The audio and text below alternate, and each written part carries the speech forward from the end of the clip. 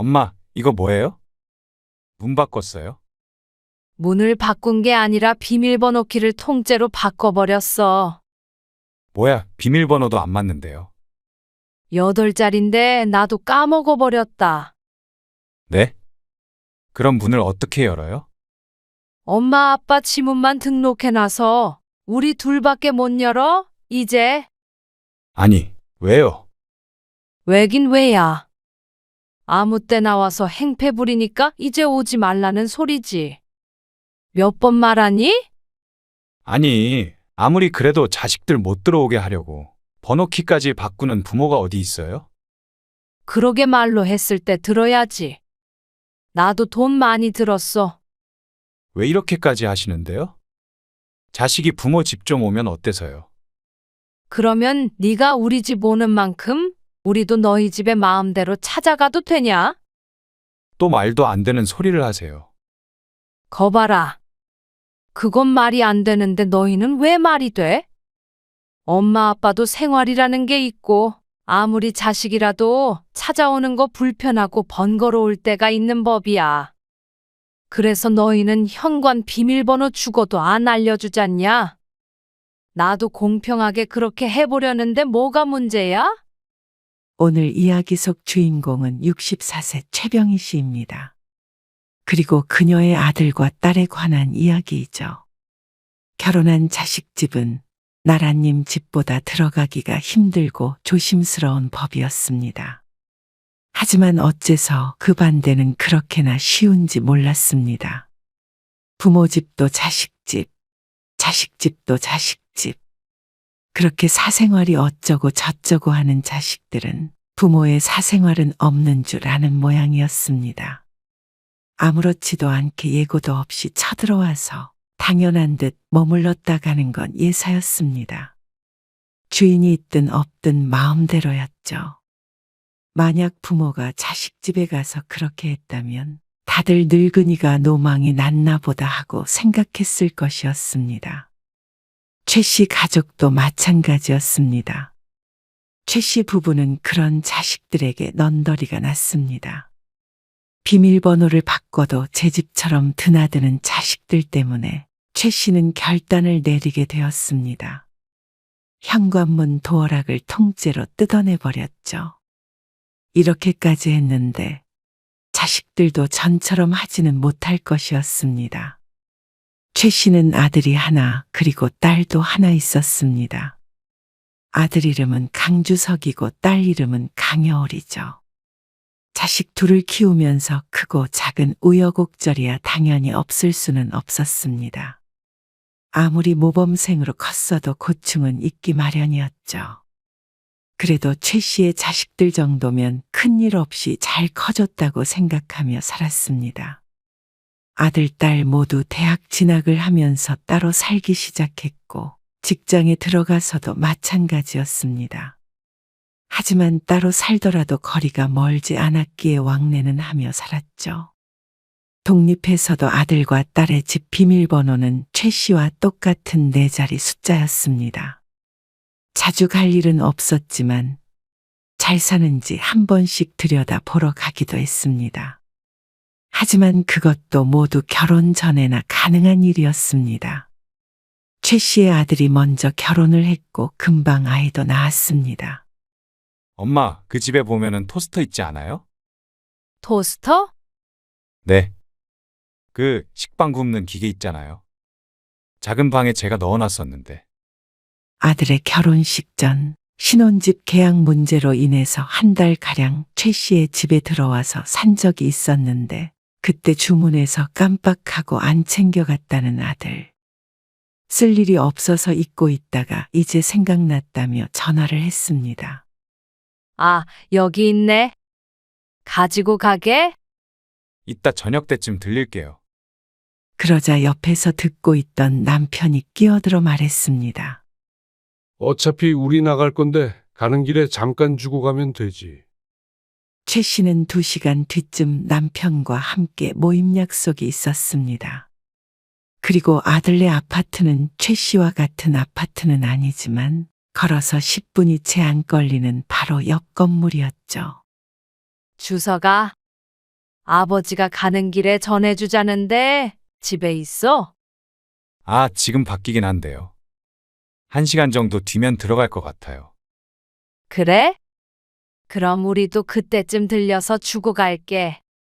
그런데 막상 아들네 집 앞에 도착을 하니 아직 아들은 들어오질 않았는지 초인종을 눌러도 반응이 없었습니다. 아직 안 왔는가 본데.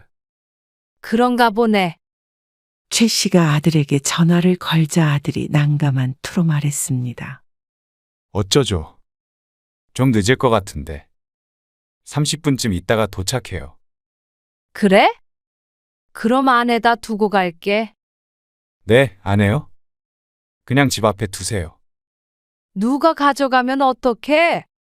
그래도 비밀번호를 가르쳐 드리긴 좀 그래서. 아, 그래? 결혼하면 이제 그러면 안 되는 거죠. 아들의 말에 알았다고 하고 전화를 끊었는데 옆에서 남편이 헛웃음을 지었습니다. 왜? 비밀번호는 못 알려주겠대. 그렇다네. 놓고 가래. 허참. 그거 좀 다시 바꾸면 되지. 아들의 마음은 충분히 이해를 하고 그렇게 하는 게 맞다고 생각하지만 서운했던 것도 사실이었습니다. 비밀번호를 안다고 허락 없이 찾아와서 들어가지도 않을 텐데 말이죠. 딱 선을 긋는 모습에 조금 섭섭하긴 했지만 내 아들 집만이 아니라 며느리 집도 되는 것이기에 당연한 줄은 알았습니다. 그리고 그건 딸이 결혼을 해도 마찬가지였습니다. 딸이 결혼할 때도 아들네와 마찬가지로 전세금을 보태주었습니다. 그러다 보니 사위 쪽보다도 많이 들어가게 되었는데 그래서 사위가 무척 고마워했습니다. 장인어른, 장모님. 여울이랑 같이 식사 대접해드리고 싶은데 한번 놀러 오세요.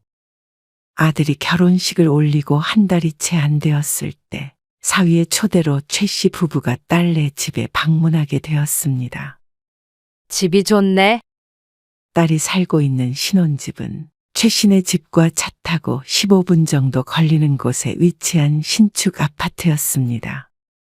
평수는 아들네 집보다 작지만 훨씬 깔끔하긴 했죠. 우린 어차피 애 안 낳을 거니까. 딩크족인지 무엇인지. 자신들은 이세는 필요 없다고 일찌감치 선언한 딸 부부였습니다. 처음 그 소리를 들었을 때는 충격이 컸었지만 하도 단호한 탓에 반대고 뭐고 할 수조차 없었습니다.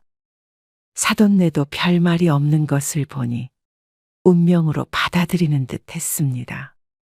최 씨도 만약 아들에게서 본 손주가 없었다면 딸을 설득해 보려고 하지 않았을까 싶었습니다. 여보, 나 좀 나갔다 올게. 식사 후에 함께 과일을 먹고 있는데 남편이 슬그머니 자리에서 일어났습니다. 담배를 피우러 나갔다 오나 싶어서 최 씨는 고개만 끄덕였습니다.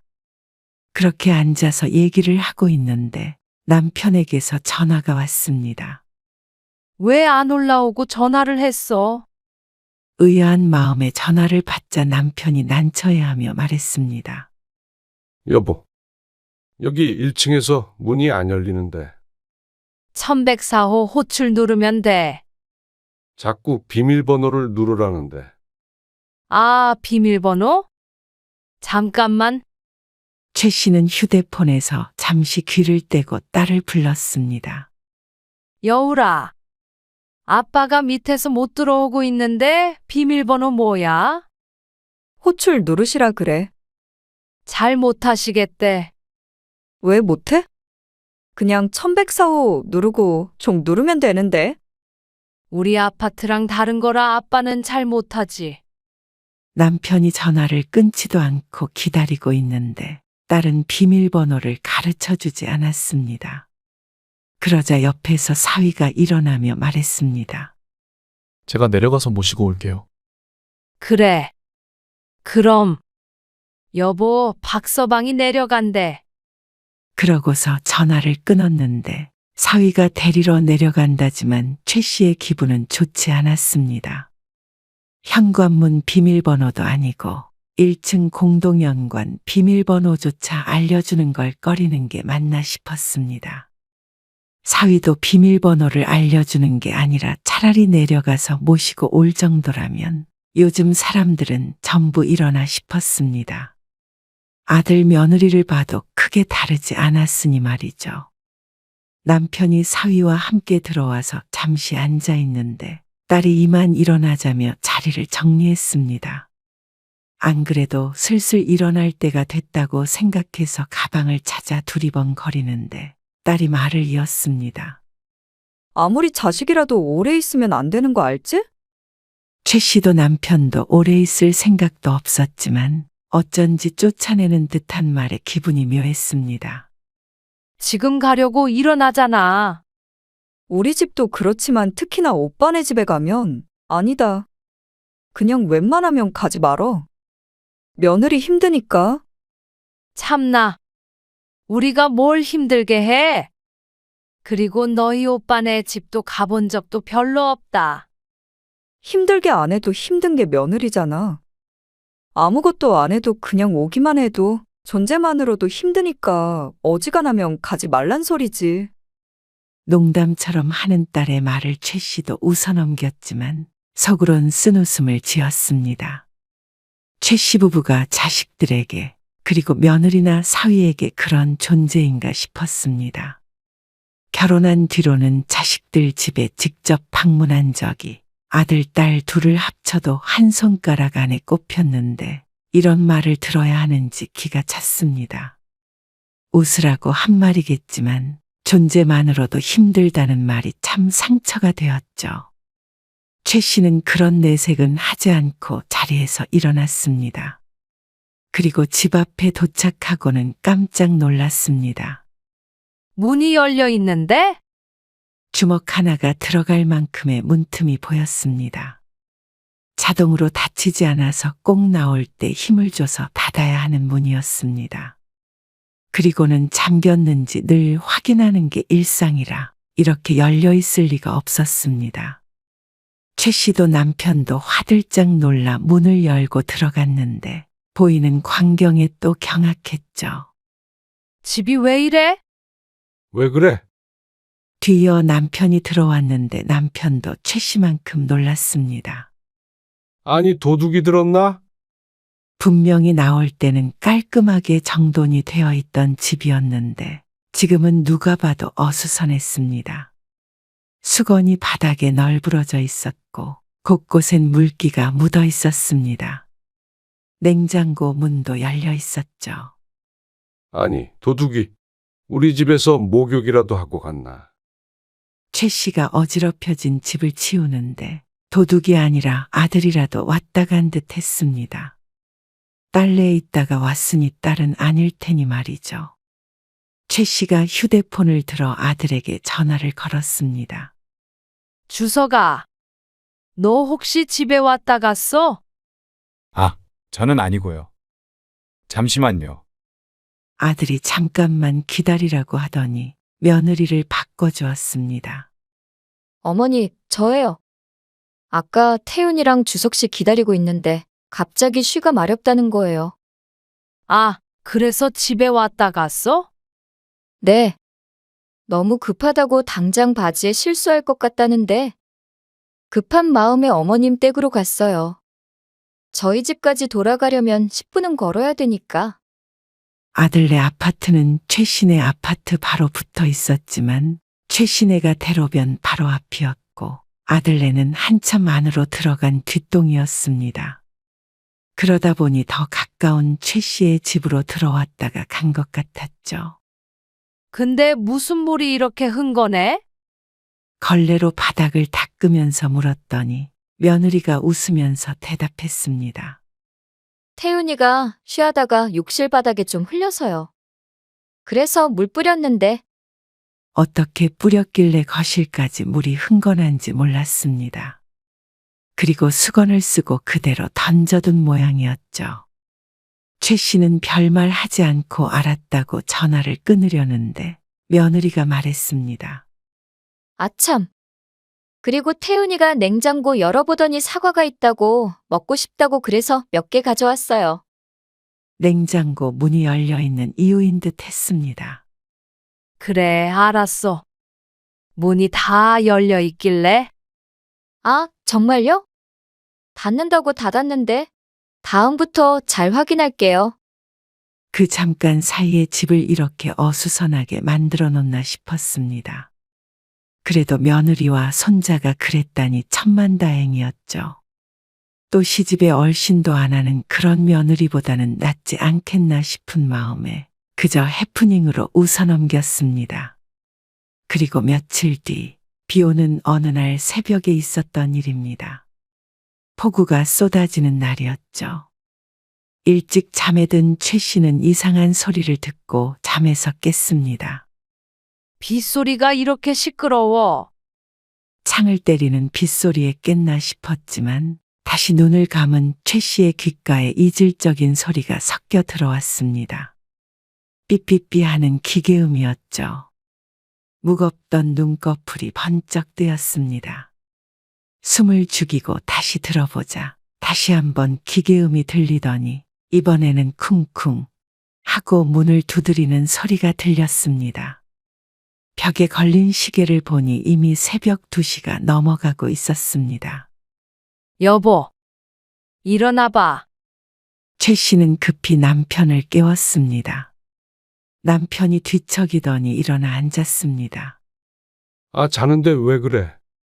남편의 말이 끝나기가 무섭게 다시 한번 찰컥찰컥 문고리를 당기는 소리가 났습니다.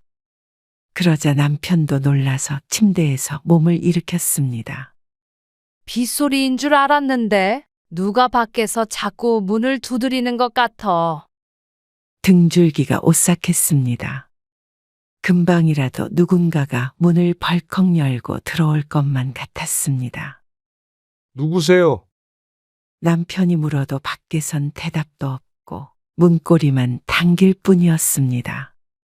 그러자 남편이 허둥지둥 무기가 될 만한 걸 찾고 있는데 바깥에서 익숙한 목소리가 들렸습니다.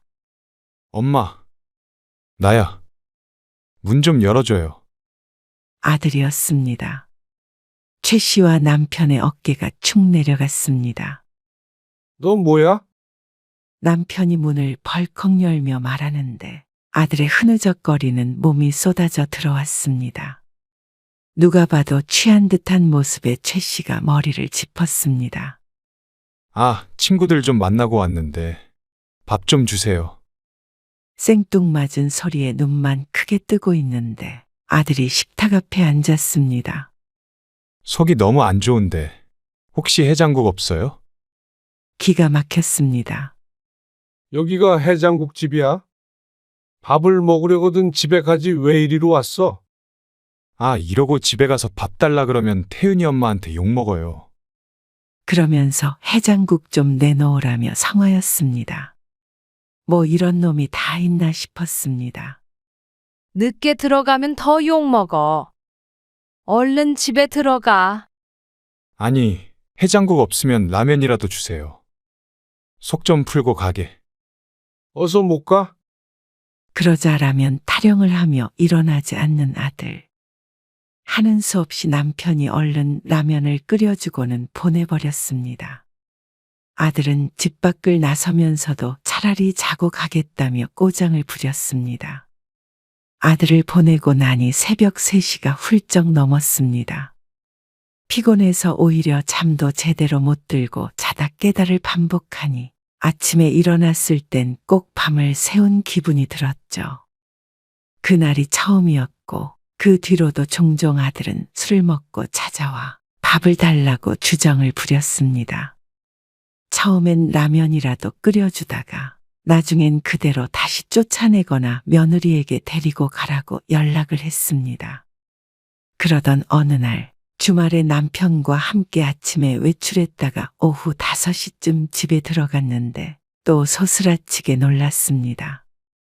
강여울, 네가 왜 여기 있어? 문을 열고 들어가자 소파에 웬 여자가 드러누워 있어 화들짝 놀랐는데 딸이었습니다. 드러누워 휴대폰을 보고 있던 딸이 태연하게 대꾸했습니다. 그냥 왔어. 이렇게 연락도 없이 무슨 일이야? 박서방은? 박서방? 몰라, 혼자 알아서 있겠지. 사위랑 싸운 모양인지 시큰둥하게 대꾸하는 딸 때문에 머리가 아팠습니다. 싸웠어? 그렇다고 여기서 이러고 있으면 어떡해? 뭘 어떡해. 나 오늘 여기서 자고 갈 거야. 자긴 뭘 자고 가. 얼른 집에 가봐. 가서 둘이 알아서 풀어야지. 싸웠다고 친정에 쪼르르 달려오면 돼. 아, 싫어. 내가 알아서 할게. 저녁밥 먹자. 출출해. 최 씨가 안방에 들어가 사위에게 전화를 해보았는데 이미 여기에 있는 걸 아는 눈치였습니다. 그러더니 조금 있다가 데리러 오겠다고 했죠. 둘이 지지고 볶고 알아서 해야지. 왜 부모 집에 무작정 와서 부모 속까지 시끄럽게 만드는지 몰랐습니다. 사위는 생각보다 늦게 왔습니다. 밤 10시가 다 돼서 와서는 딸과는 집으로 돌아가네 마네하며 실랑이를 했습니다.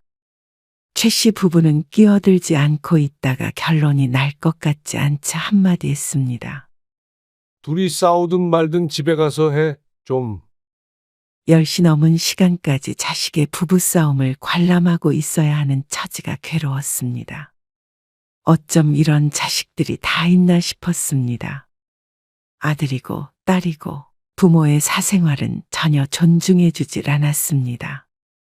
그러니 며느리도 사위도 시부모나 처부모 불편한 줄 모르고 이렇게 집에 와서 난리를 피우는 것이겠죠. 그런데 서로가 이렇게 격 없는 사이였다면 얘기가 좀 달랐겠지만 그게 일방통행이라 문제였습니다. 아들도 딸도 어느 때고 이렇게 제 집처럼 최 씨의 집에 쳐들어왔지만 막상 최 씨 부부에게 문제가 생겼을 땐 자신들의 집 문을 굳게 닫아버렸습니다. 여보, 뭐가 이상한데? 바닥이 왜 이렇게 차? 오전에 외출 눌러놔서 그럴 거야. 그게 아닌 것 같은데. 얼음장 같아. 아침 일찍 남편과 함께 외출했다가 저녁 늦게 들어왔는데 실내가 바깥과 크게 다를 바 없이 차가웠습니다. 보일러가 제대로 작동하지 않고 있었습니다. 이거 봐. 물도 찬물 나오는데. 한겨울에 찬물을 트니 얼음물이나 마찬가지였습니다. 어이구, 이거 동파된 것 같은데. 남편의 말에 최 씨의 안색도 삽시간에 헬쑥해졌죠. 이 겨울에 보일러도 안 틀고 잘 수도 없었고 당장 씻을 수도 없었습니다. 고객센터에 전화를 하니 요즘 기온이 내려가 이런 접수가 많아서 수리를 하려면 며칠 걸린다는 말만 듣게 되었습니다. 일을 어째? 그때 마침 아들에게서 전화가 걸려왔습니다. 그래서 사정을 설명하자 아들도 놀라 물었습니다. 따뜻한 물도 안 나와요? 나올 리가 없지. 아예 작동을 안 해. 그런 거 금방 고치지 않아요? 며칠 걸린다네. 어떡하지? 그러게요. 지금 날이 엄청 추운데. 아마 내일이 되면 실내 온도는 더 내려갈 것이었습니다.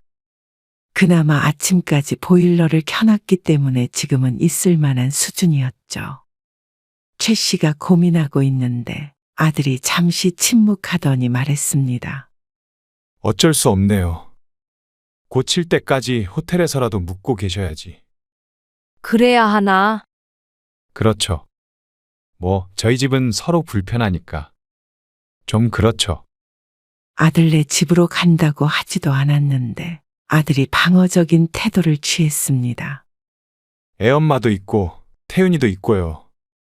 엄마 아빠도 편하게 호텔에서 묵으세요. 그러면서 호텔이 얼마나 편하고 좋은지 설명을 하는데 황당했습니다. 누가 호텔 좋은 거 몰라서 그럴까봐 걱정인지.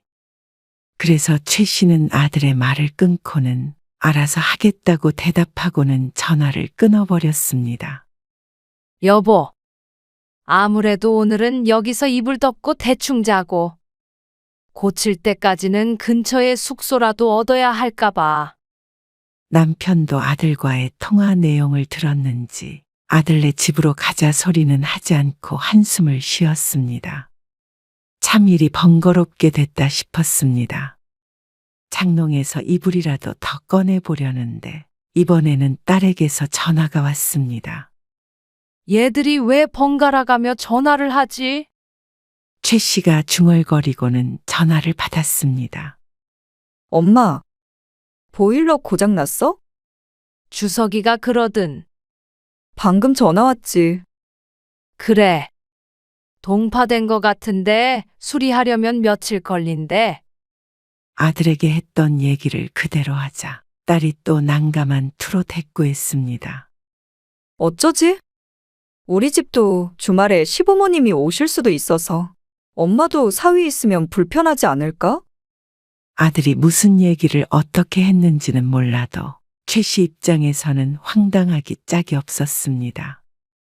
가만히 있는 사람을, 눈치 없이 자식을 귀찮게 하는 사람을 만들어버리니 말이죠. 요즘 호텔 별로 안 비싸. 한 2, 3일이면 고칠 수 있지 않을까? 누가 너희 집에 간대? 왜 자꾸 그래? 아, 원래 호텔로 가려고 했어? 어디서 자든 알아서 할 테니까 걱정 말어. 최 씨는 빈정이 상해서 전화를 끊었습니다. 빈말로라도 저희들 집으로 오라고 했어도 안 갔을 최 씨 부부였습니다. 아들네 집이든 딸네 집이든 이틀 이상 묵어야 하는데 최 씨도 그런 불편함을 감수할 이유가 없었습니다. 행여나 자신들 집으로 온다고 할까봐 벌벌 떠는 꼴에 어처구니가 없었습니다. 그날 밤은 어찌저찌 잠을 잤고 다음날 낮에 집에서 나왔습니다. 그리고 가까운 모텔에서 이틀 밤을 자게 되었죠. 4, 5일 정도 걸릴 것 같다고 그랬었는데 다행히 빨리 고쳐져서 이틀 뒤에 집에 들어갈 수가 있었습니다. 그날 이후로 자식들 집에는 절대 가지 말자 다짐을 했는데 지들이 찾아오는 건 여전했습니다. 아무 때나 불쑥불쑥. 예고도 없고 예의도 없었습니다. 뭐라고 해도 소용없이 하도 그래서 최 씨는 어느 날 집 비밀번호를 바꿔버렸습니다. 그런데 그것도 소용이 없었습니다. 또다시 외출 후에 돌아와 보니 딸이 들어와 있었죠. 너 비밀번호 어떻게 알았어? 아, 엄마가 바꿨구나. 엄마가 바꿔봤자 후보가 몇 개 안 되지. 근데 번호를 바꿨으면 말을 해줘야지. 엄마가 전화도 안 받아서 10분 동안 문 밖에서 고생 좀 했어. 그러면서 시간 낭비했다며 짜증을 내는 딸의 모습에 헛웃음이 나왔습니다. 강여울. 엄마 아빠는 너희 집에 안 가는데 왜 너는 이렇게 마음대로 드나들어? 마음대로 드나들긴? 여기도 우리 집이잖아. 여기가 왜 너희 집이야? 여긴 엄마 아빠 집이고 너희 집은 따로 있잖아. 엄마 아빠가 찾아가는 것도 싫어하고 오래 있는 것도 싫어하면서 넌 왜 그러는 거야? 뭐야, 내가 오는 게 불편하다는 소리야? 너라면 편하겠어? 나랑 경우가 다르지. 뭐가 달라? 너희가 그렇게 좋아하는 사생활 엄마 아빠랑도 좀 지키며 살자. 그래서 일부러 비밀번호 바꿔놨더니 최 씨의 말에 딸이 기가 찬 듯 웃더니 대답했습니다. 안 오면 될 거 아니야. 그러더니 외투를 챙겨 입고는 쌩하고 나가버렸습니다. 자식 집에 오래 있으며 안 된다며 면전에서 민망하게 하더니 자신은 한 소리 좀 들었다고 저렇게 토라져 버리는 게 어이없었죠. 자식은 부모에게 무슨 말이든 해도 되고 부모는 한마디 하는데도 자식 눈치를 봐야 하니 참 부모 노릇도 힘들었습니다. 딸은 한동안 발길을 끊었습니다. 아들에게도 똑같이 말했더니 불편하면 이제는 안 오겠다고 했죠. 그렇게 한 달, 2달 정도는 그 약속이 지켜지는 듯 했습니다. 그래서 최 씨도 아무리 급한 일이 있어도 아들네나 딸네 집 근처에는 얼씬도 하지 않았습니다. 만날 일이 있어도 밖에서 만나고 말았더니 세상 편했죠. 그런데 그것도 한두 달만 지켜졌을 뿐이었고 자식들은 또다시 최 씨의 집을 드나들었습니다. 이유도 무척 다양했고 대부분 하잘것없었습니다. 너 정말 자꾸 이럴 거야? 또다시 새벽에 문을 열고 들어온 아들을 보며 최 씨가 소리쳤습니다. 만취하진 않았는지 얼굴만 벌겠는데 또 밥 타령하는 건 여전했죠. 제발 좀 술 먹고 찾아오지 말아라. 남편도 한 소리 하자 오히려 아들이 이해를 못하겠다는 듯이 대꾸했습니다. 다른 사람들은 자식이 찾아오면 좋아하던데 밥도 해주고 자고 가라 그러고. 근데 엄마 아빠는 왜 자꾸 못 쫓아내서 안달이세요? 자식이 찾아와서 기쁜 것도 적절한 때가 있는 법이었습니다. 당연히 좋은 날에 찾아와서 같이 식사도 하고 이야기도 하면 최 씨도 좋았습니다. 그게 아니라 이곳이 공공장소인 것 마냥 와서 최 씨 부부의 생활을 헤집어 놓고 가버리니 그것이 문제였죠. 남편의 성화의 아들이 쫓겨나고 최 씨는 다음 날 아침이 밝기가 무섭게 열쇠가게로 달려갔습니다. 그리고 현관문에 붙어있던 도어락을 통째로 뜯어내버렸죠. 이게 뭐야? 멀쩡한 걸 왜 뜯어내? 남편이 묻자 최 씨가 기세등등하게 대꾸했습니다. 기계만 멀쩡하면 뭐해? 아무나 들어오는데 오지 말라 그래도 찾아오니까 와도 열 수 없게 하면 되지. 그리고 며칠 뒤 또다시 현관문이 달칵달칵 소리를 냈습니다. 하지만 이전처럼 열리는 일은 없었습니다. 그때 최 씨의 전화벨이 울렸습니다. 엄마, 이거 뭐예요? 문 바꿨어요? 문을 바꾼 게 아니라 비밀번호 키를 통째로 바꿔버렸어. 뭐야? 비밀번호도 안 맞는데요. 8자리인데 나도 까먹어버렸다. 네? 그럼 문을 어떻게 열어요? 엄마 아빠 지문만 등록해놔서 우리 둘밖에 못 열어. 이제. 아니, 왜요? 어리둥절해 보이는 아들에게 최 씨가 말했습니다. 왜긴 왜야? 아무 때 나와서 행패 부리니까 이제 오지 말라는 소리지. 몇 번 말하니? 아니, 아무리 그래도 자식들 못 들어오게 하려고 번호키까지 바꾸는 부모가 어디 있어요? 그러게 말로 했을 때 들어야지. 나도 돈 많이 들었어. 왜 이렇게까지 하시는데요? 자식이 부모 집 좀 오면 어때서요? 그러면 네가 우리 집 오는 만큼 우리도 너희 집에 마음대로 찾아가도 되냐? 또 말도 안 되는 소리를 하세요. 거봐라.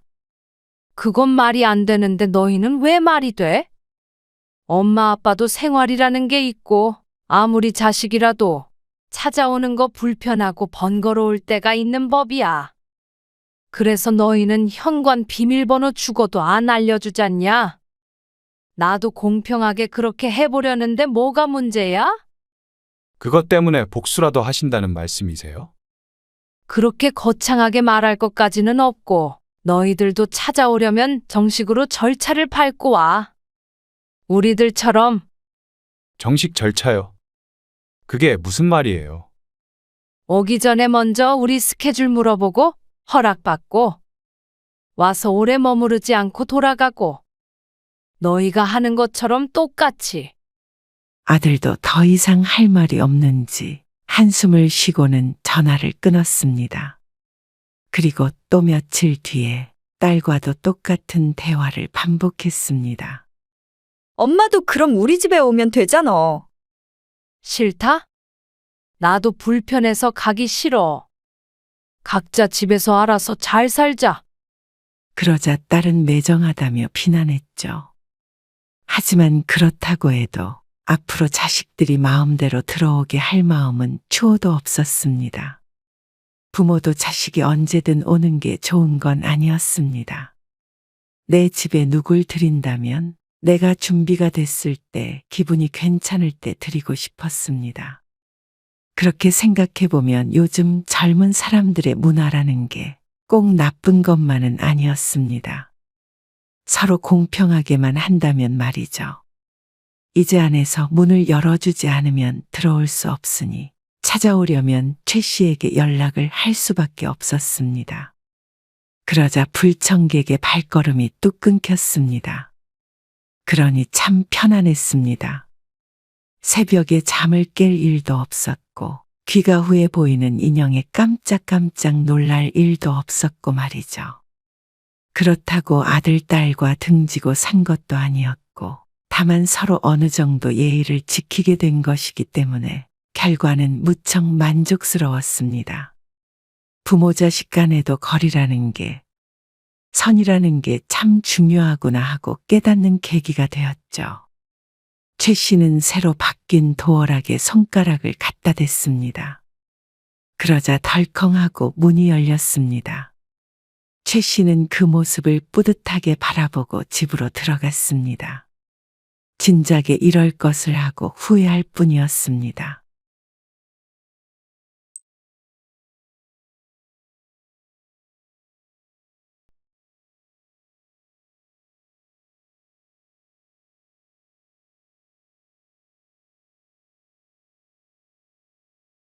아니, 그냥 좋게 좋게 넘어가시면 되지. 일하고 와서 피곤한 사람한테 그렇게 따지시고 그러셨어요. 너도 내가 집에서 빈둥거리면서 밥값도 못한다고 생각하냐? 그런 뜻이 아니죠. 의준이 엄마도 그냥 엄마 혼자 집에서 할 일 없고 그래서 심심하실까봐. 왜 자꾸 집을 시끄럽게 만드세요? 그리고 의준이 엄마 같은 며느리가 어디 있어요? 요즘 누가 시어머니를 모시고 살려고 해요? 뭐? 의준이 엄마가 언제 날 모셔? 이게 모시는 거지 뭐예요? 엄마 생활비도 다 저희가 대고 있고요. 너희가 공짜로 쓰는 내 집과 공짜로 부려먹는 내 노동력은? 그건 돈으로 계산이 안 되는가 보지? 그건 부모가 자식한테 해주는 걸 돈 받겠다는 소리잖아요. 제가 의준이 키워준다고 의준이한테 돈을 받겠어요? 그러지 마세요. 애엄마한테 눈치 주고 시집살이 시키고. 원래 그런 분 아니잖아요. 이게 시집살이야? 잘못 알고 있는가 본데 시집살이가 아니라 내가 며느리살이 당하고 있는 거야. 그리고 눈치? 나는 의준이 엄마가 한숨만 쉬어도 가슴이 벌렁벌렁해. 오늘은 뭘로 잔소리할까? 뭐 때문에 기분이 안 좋은가 하고. 말이 되는 소리를 하세요. 자꾸 이러시면 어떻게 저희가 같이 살아요? 나중에 엄마 더 늙으면 부양할 사람이 의준이 엄마예요. 지금부터 이러시면 어느 며느리가 병든 시어머니 모시려고 하겠어요. 오늘 이야기 속 주인공은 65세 김호순 씨입니다. 그리고 그녀의 아들과 며느리에 관한 이야기입니다. 김 씨는 60세가 넘어 아들네 가족과 합가를 하게 되었습니다. 불편하게 될 거라는 건 예견했지만 이렇게 힘든 노년을 보내게 될 줄은 전혀 몰랐죠. 한때는 김 씨도 우아하게 늙어가고 싶었습니다. 누구나 그러하듯이 김 씨도 그런 노년의 삶을 꿈꿨습니다. 자식들을 결혼시키고 남편과 여행도 다니고 손주들 재롱을 보면서 한가하게 취미생활하면서 말이죠. 경제적인 여건만 허락한다면 당연히 그렇게 살 수 있을 거라고 생각했습니다. 하지만 그건 실현되기가 힘든 꿈이었습니다. 돈 때문이 아니라 아들네와 합가하면서부터 깨져버렸습니다.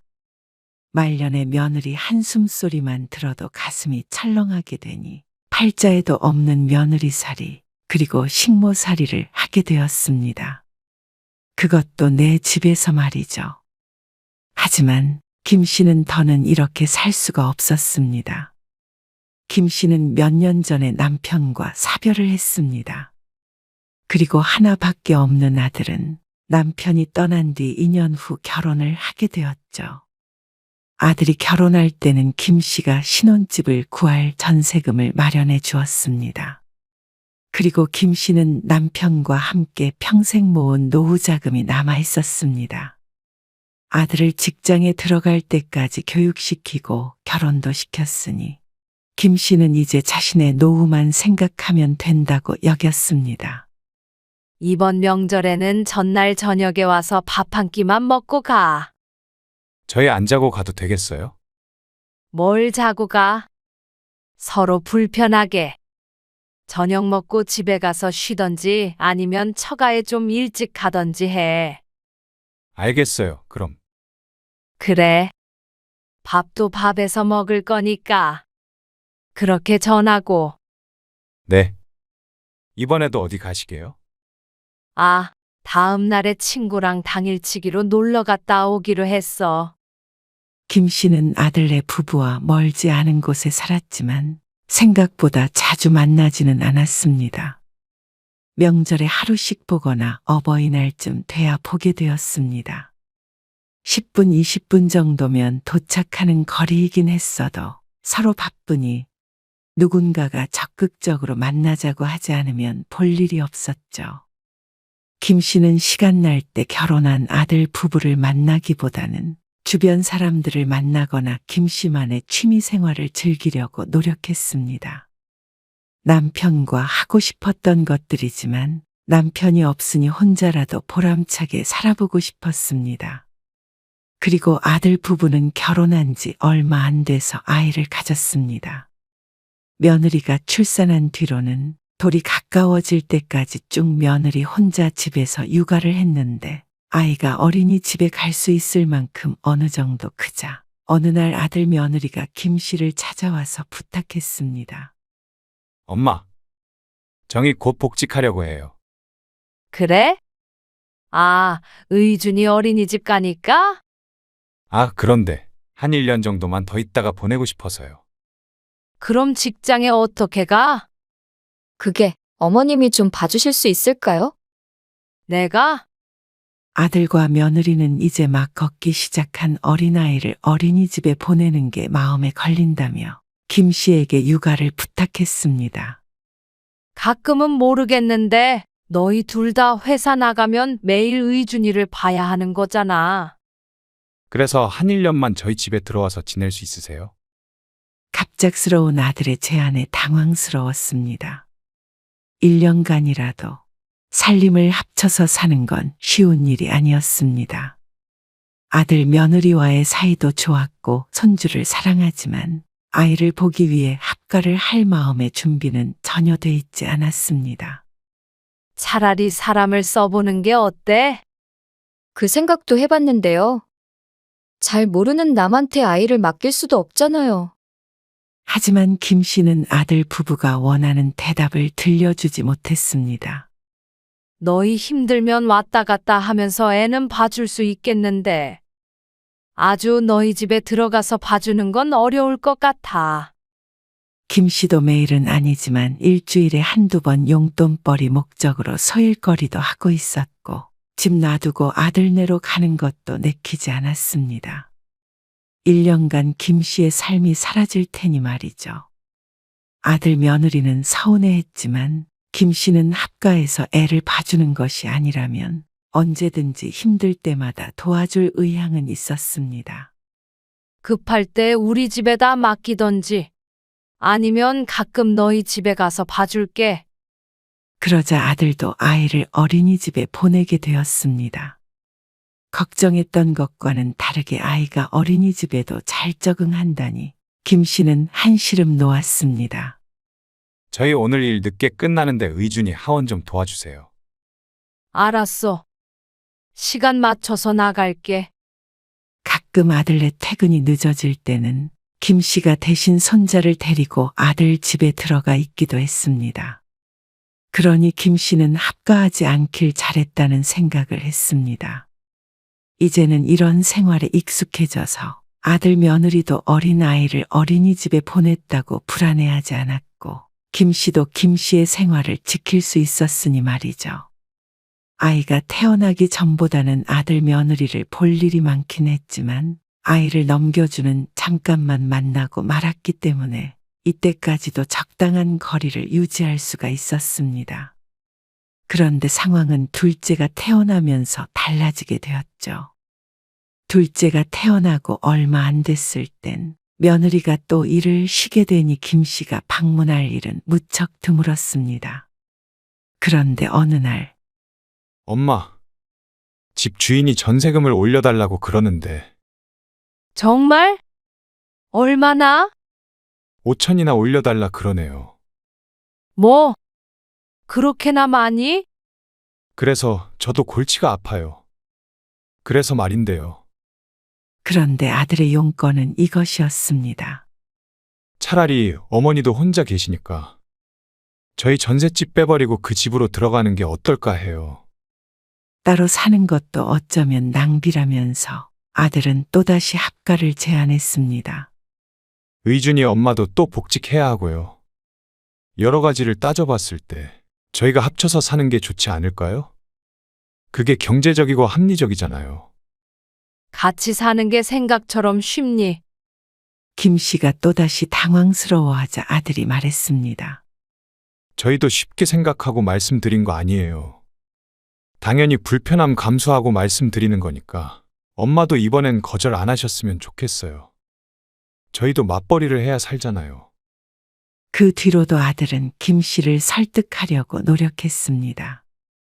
며느리까지 전화를 해서 사정사정하기에 김 씨도 마음을 돌릴 수밖에 없었습니다. 의준이 엄마가 불편하지 않겠어? 불편해도 어쩔 수가 없죠. 하지만 얼마 못 가 그게 괜한 걱정이었다는 걸 깨닫게 되었습니다. 며느리 전성시대라는 말이 괜히 있는 말이 아니었습니다. 시모와 함께 산다고 하면 모두들 며느리가 안 됐다고 생각하고 며느리가 시집살이를 시작했다고 생각하겠지만 오히려 그 반대였죠. 의준아, 너는 걸어서 갈 수 있잖아. 할머니 팔 아파. 김 씨는 손녀딸을 안고 어린이집 차를 기다리고 있었습니다. 그 옆에선 첫째 손자 의준이 자신도 안아달라며 떼를 썼죠. 아이고, 안 된다니까 그러네. 동생은 어떻게? 의준이는 이따가 집에서 안아줄게. 그리고 어린이집 차가 도착했는데도 타지 않겠다며 칭얼거리는 손자를 겨우 달래서 뒤를 돌아섰습니다. 집으로 들어오니 어수선한 실내가 김 씨를 맞았습니다. 아들과 며느리는 진작에 출근한 뒤였습니다. 7시 50분이면 집에서 출발하기 때문에 손주들 등원은 김 씨의 몫이었고 그 뒤로도 해야 할 일은 산더미였습니다. 아들 며느리가 아침 식사를 안 하기 때문에 그 점은 다행이라고 할 수 있었죠.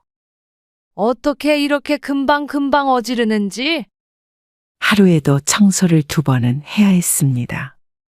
아침에 모두들 떠난 후 1번, 그리고 저녁에 아이들을 재우고 또 1번. 그리고 같이 살다 보니 그 일들은 자연스럽게 김 씨가 하게 되었습니다. 빨래하고 밥하고 청소하고 아이들 돌보고 집에 있는 게 죄였죠. 어머님, 아침에 밥을 안 먹고 가니까 출출하더라고요. 그래? 그럼 내일부턴 밥 한술 뜨고 가. 밥은 잘 안 넘어가고요. 간단하게 샌드위치 같은 거 만들어주시면 좋겠는데. 샌드위치? 네. 간단하게요. 의준이 아빠도 아침에 배고프다고 하더라고요. 며느리는 간단하게를 강조했지만 하나도 간단하지 않았습니다. 평생 한 번도 만들어 본 적도 없었고 좋아하지도 않는 음식이었습니다. 인터넷에 검색해서 양상추와 베이컨 같은 재료를 사다가 만들긴 했는데 생각보다 손이 상당히 많이 갔습니다. 차라리 밥을 먹으면 국만 데우고 먹던 반찬만 꺼내면 되지만 바쁜 아침에 새로 샌드위치까지 만들어야 되니 여간 정신이 없는 게 아니었습니다. 낮 동안엔 어차피 혼자 있게 되니 그리 힘들까 생각하겠지만 혼자 살다가 나 외에 가족 4명을 건사하는 건 결코 쉬운 일이 아니었습니다. 엄마, 안방을 저희가 쓰는 게 낫지 않아요? 아들이 어느 날 말했습니다. 쭉 김 씨가 안방을 써왔기 때문에 합가한 후로도 자연스럽게 아들 며느리가 작은 방에서 지냈습니다. 그 전부터 쓰던 방이라 바꿀 생각을 한 적이 없었습니다. 어디서 들었는데요? 경제적 가장이 안방을 쓰는 게 좋대요. 뭐가 좋대? 글쎄요. 풍수? 하지만 내 집에서 내가 쓰던 방을 내주자니 이상했습니다. 그렇게 따지자면 집이 김 씨의 것이고 아들 내외가 공짜로 들어와 살고 있으니 경제적 가장은 김 씨가 아닌가 싶기도 했죠. 그리고 무엇보다도 아이 둘을 김 씨가 데리고 자고 있었기 때문에 큰 방을 쓰는 게 맞다고 생각했습니다. 그러면 의준이랑 우희를 너희가 데리고 잘래? 아, 저희가요? 그래야지. 작은 방에서 셋이 어떻게 자? 좁은데. 애들도 어린데요, 뭘. 그래도 애들도 불편하지. 너희가 데리고 자. 그럼 내가 작은 방으로 갈게. 그러자 아들이 고개를 저었습니다. 저희는 다음 날 출근해야 되니까. 애들은 엄마가 데리고 주무시는 게 맞을 것 같아요. 첫째도 둘째도 새벽에 종종 깰 때가 있어서 피곤하다며 아이는 데리고 잘 수 없다는 아들 며느리. 그래놓고 편한 큰 방에서 지내겠다는 게 조금 황당했습니다. 어차피 너희 둘이 잘 거면서 왜 안방 타령을 해? 원래 안방이 부부방이잖아요. 아들 며느리와 함께 살다 보니 누가 누구를 모시고 사는지 모호했습니다. 아니, 어쩌면 식모살이라는 게 바로 이런 것이 아닐까 하는 생각도 들었습니다. 그래도 이왕 같이 살게 된 거, 서로 도움 주며 살면 좋은 거 아닌가 스스로를 다독였습니다. 하지만 그렇게 인내하려고 해도 견디기 힘든 때도 많았습니다.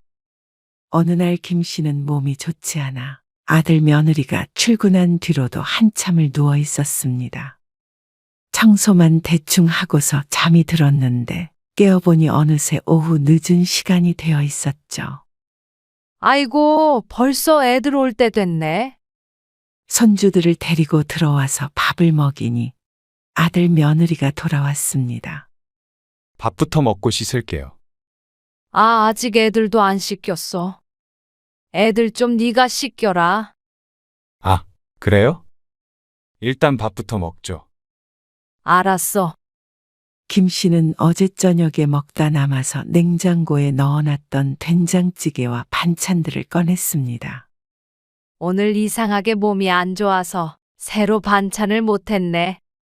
어제 저녁 메뉴가 불고기였는데 한 사람 먹을 만큼이 남아서 데웠고 양이 부족할 것 같아서 햄과 계란 후라이도 했습니다. 아들은 햄을 좋아하기도 했고 워낙 먹는 걸 가리는 성격이 아니라 잘 먹었습니다. 아, 저는 오늘 저녁 안 먹을게요. 며느리는 밥을 먹으러 식탁까지 왔다가 메뉴를 보더니 뒤를 돌았습니다. 그래도 밥은 먹어야지. 아니에요. 며느리가 들어가자 아들이 한마디 했습니다. 의준이 엄마 원래 전날에 먹었던 거 안 먹잖아요. 김 씨는 한숨이 나왔습니다. 그래도 아픈 몸을 이끌고 차려준 성의가 있는데 한술 뜨는 신용이라도 했으면 싶었습니다. 그렇지만 이런 데서 서운해하면 함께 살지 못했습니다. 며느리 입장에서도 일하고 들어와서 밥이 부실하면 반대로 김 씨에게 서운할 수도 있으니 말이죠. 아들이 밥을 다 먹은 뒤에 씻으러 들어갔고 며느리가 방에서 나왔습니다. 어머니, 이거 뭐예요?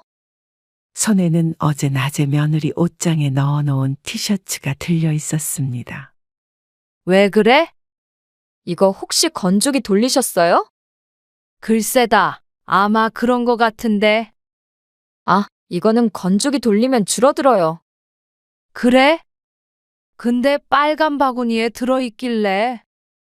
빨간 바구니는 건조기를 돌려도 되는 빨래, 검은 바구니는 손으로 널어야 하는 빨래만 넣는 바구니였습니다. 아무리 그래도 넣기 전에 한 번씩 보고 넣으셨어야죠. 하나하나 확인하기도 힘들고 제대로 분류해 놓지 않으면 돌려도 되는지 안 되는지 판단하기도 어려웠습니다. 휙휙 빨래통에 대충 던져놓은 사람의 잘못이지 김 씨의 잘못은 아니라고 생각했습니다. 바구니에 들어있길래 그냥 돌렸는데 어떡하니? 아깝다. 아, 이게 얼마짜린데요? 김 씨의 말에 며느리는 몇 마디 잔소리를 더하더니 인상을 팍 쓰며 돌아섰습니다. 대놓고 눈치를 주는 모습에 기가 차기도 했습니다. 맞벌이 하느라 힘든 아들 부부를 위해 이런저런 일을 대신 도맡아 하다 보니 며느리는 김 씨가 시어머니로 생각되지 않는 모양이었습니다. 친정엄마처럼 대한다고 생각할 수도 있겠지만 김 씨는 스스로 식모 취급을 당한다고 생각할 수밖에 없었죠. 어느 날 주말 아침 부엌에 앉아있는 김 씨 앞을 지나치며 며느리가 한숨을 쉬었습니다. 그 소리에 김 씨는 자신도 모르게 가슴이 철렁하는 걸 느꼈죠. 무슨 일 있느냐 묻지도 못하고 며느리 눈치를 보게 되었습니다. 뭐가 불편한가? 내가 또 무슨 실수를 했을까? 아니면 아들이랑 부부싸움이라도 한 걸까? 머릿속이 복잡해졌습니다. 스스로 이렇게 눈치를 보는 게 이상하다 싶으면서도 같이 살다 보니 어쩔 수가 없게 되었죠. 며느리의 목소리가 크니 큰 소리가 나지 않게 하고 싶은 마음이었습니다. 이렇게 보니 그 옛날 시어머니와 며느리의 역할이 바뀐 듯도 해서 쓴 웃음을 지었습니다. 그날 저녁 아이들이 잠들고 난 뒤에 며느리가 관리비 고지서를 들고 와 말했습니다.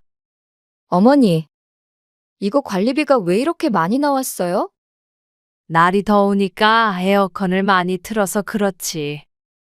지난달보다 10만 원은 더 나온 관리비를 보며 며느리가 인상을 찌푸렸습니다. 아무리 그래도 저희가 집에 있는 시간이 얼마 되지도 않는데요. 낮에 에어컨을 얼마나 트셨길래. 대놓고 화를 내지는 않지만 누가 봐도 김 씨의 탓이라고 여기는 것 같았습니다. 하지만 낮에는 에어컨을 얼마 틀지도 않았습니다. 낮에 더울 때 1시간 정도만 틀고 혼자 있을 때는 거의 안 틀어. 문 열고 선풍기 켜지. 에어컨 바람을 싫어해서 그런 습관이 있었는데 며느리는 제대로 듣지도 않았습니다. 그러면 어떻게 이렇게 많이 나와요? 당연했습니다. 안방이고 작은 방이고 에어컨을 밤새 틀어놓으니 그랬죠. 그러니까 안방은 에어컨 그렇게 많이 안 틀어도 된다고 했잖아. 그럼 애들은 밤새 땀 흘리며 자게요? 아직 그 정도 날씨도 아니야. 한창 더울 때도 아닌데 아들 며느리가 집에 있으면 에어컨은 내내 가동이 되었습니다. 그건 생각도 안 하고 낮에 혼자 집에 있는 김 씨의 탓을 하니 어이가 없을 따름이었습니다. 조금이라도 더운 건 못 참는 며느리가 할 말은 아니었습니다. 그래도 좀 줄여야지. 이거 월급 받아서 관리비로 다 나가겠어요. 그럼 이제 밤에 에어컨 좀 덜 켜고 살자. 합가할 때 관리비는 아들네가 전부 낸다고 했고 생활비도 다달이 주기로 약속이 되어 있었습니다. 그런데 이렇게 한 번씩 생활비나 관리비로 눈치를 줄 때면 서럽기까지 했습니다. 생활비 방금 입금했어요. 그래. 김 씨의 집에 들어와서 사는 건 아들 며느리인데 꼭 김 씨가 얹혀 살며 용돈을 타서 쓰는 듯한 기분이 들었습니다. 생활비라고 150만 원씩 받긴 하지만 그걸로는 정말 딱 생활 정도밖에 할 수가 없었습니다. 그나마 김 씨가 요리를 하니까 식재료를 썩히지 않고 배달 음식도 안 시키고 해서 식비가 덜 들었습니다. 그걸 전혀 고마워하지는 않고 김 씨가 허튼 곳에 돈을 쓰나 안 쓰나 감시하는 듯한 기분도 들었습니다. 물론 기분이 그랬다는 것이지만 애초에 그런 기분이 든 것도 며느리 탓도 있었죠. 원래 김 씨 혼자 살 때는 생활비도 별로 들지 않았고 관리비는 지금의 절반밖에 나오지 않았습니다. 그런데도 뭐든 은근히 김 씨 탓을 하니 억울하지 않을 수 없었습니다.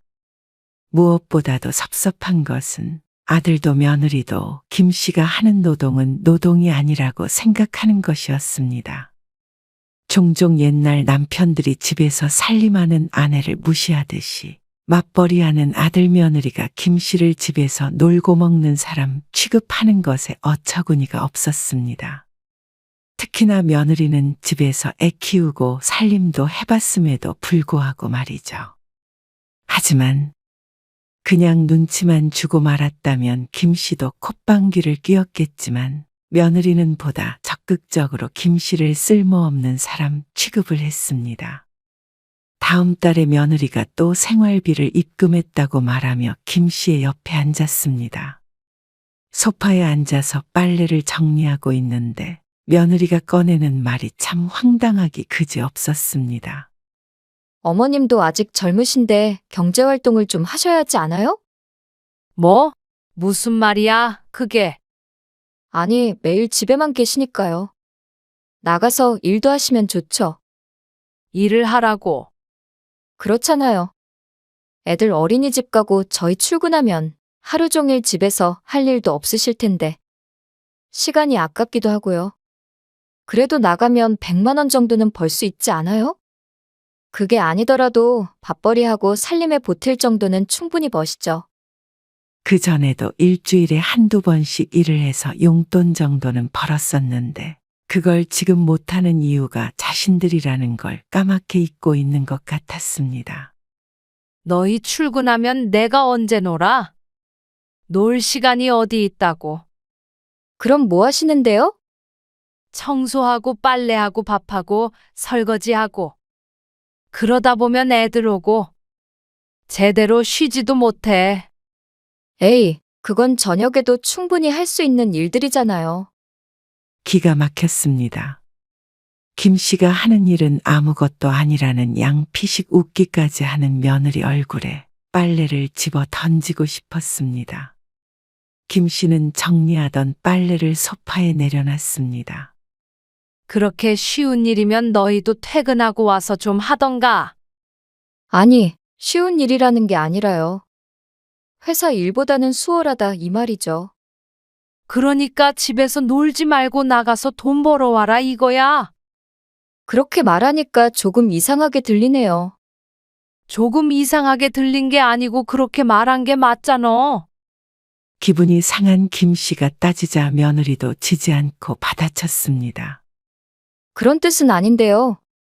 요즘 물가도 많이 오르고 월급은 안 오르고 맞벌이해도 먹고 살기 힘들잖아요. 애들은 커가는데 그러면 한 사람이라도 좀 보태는 게 현명한 거 아닌가 해서 말씀드린 거예요.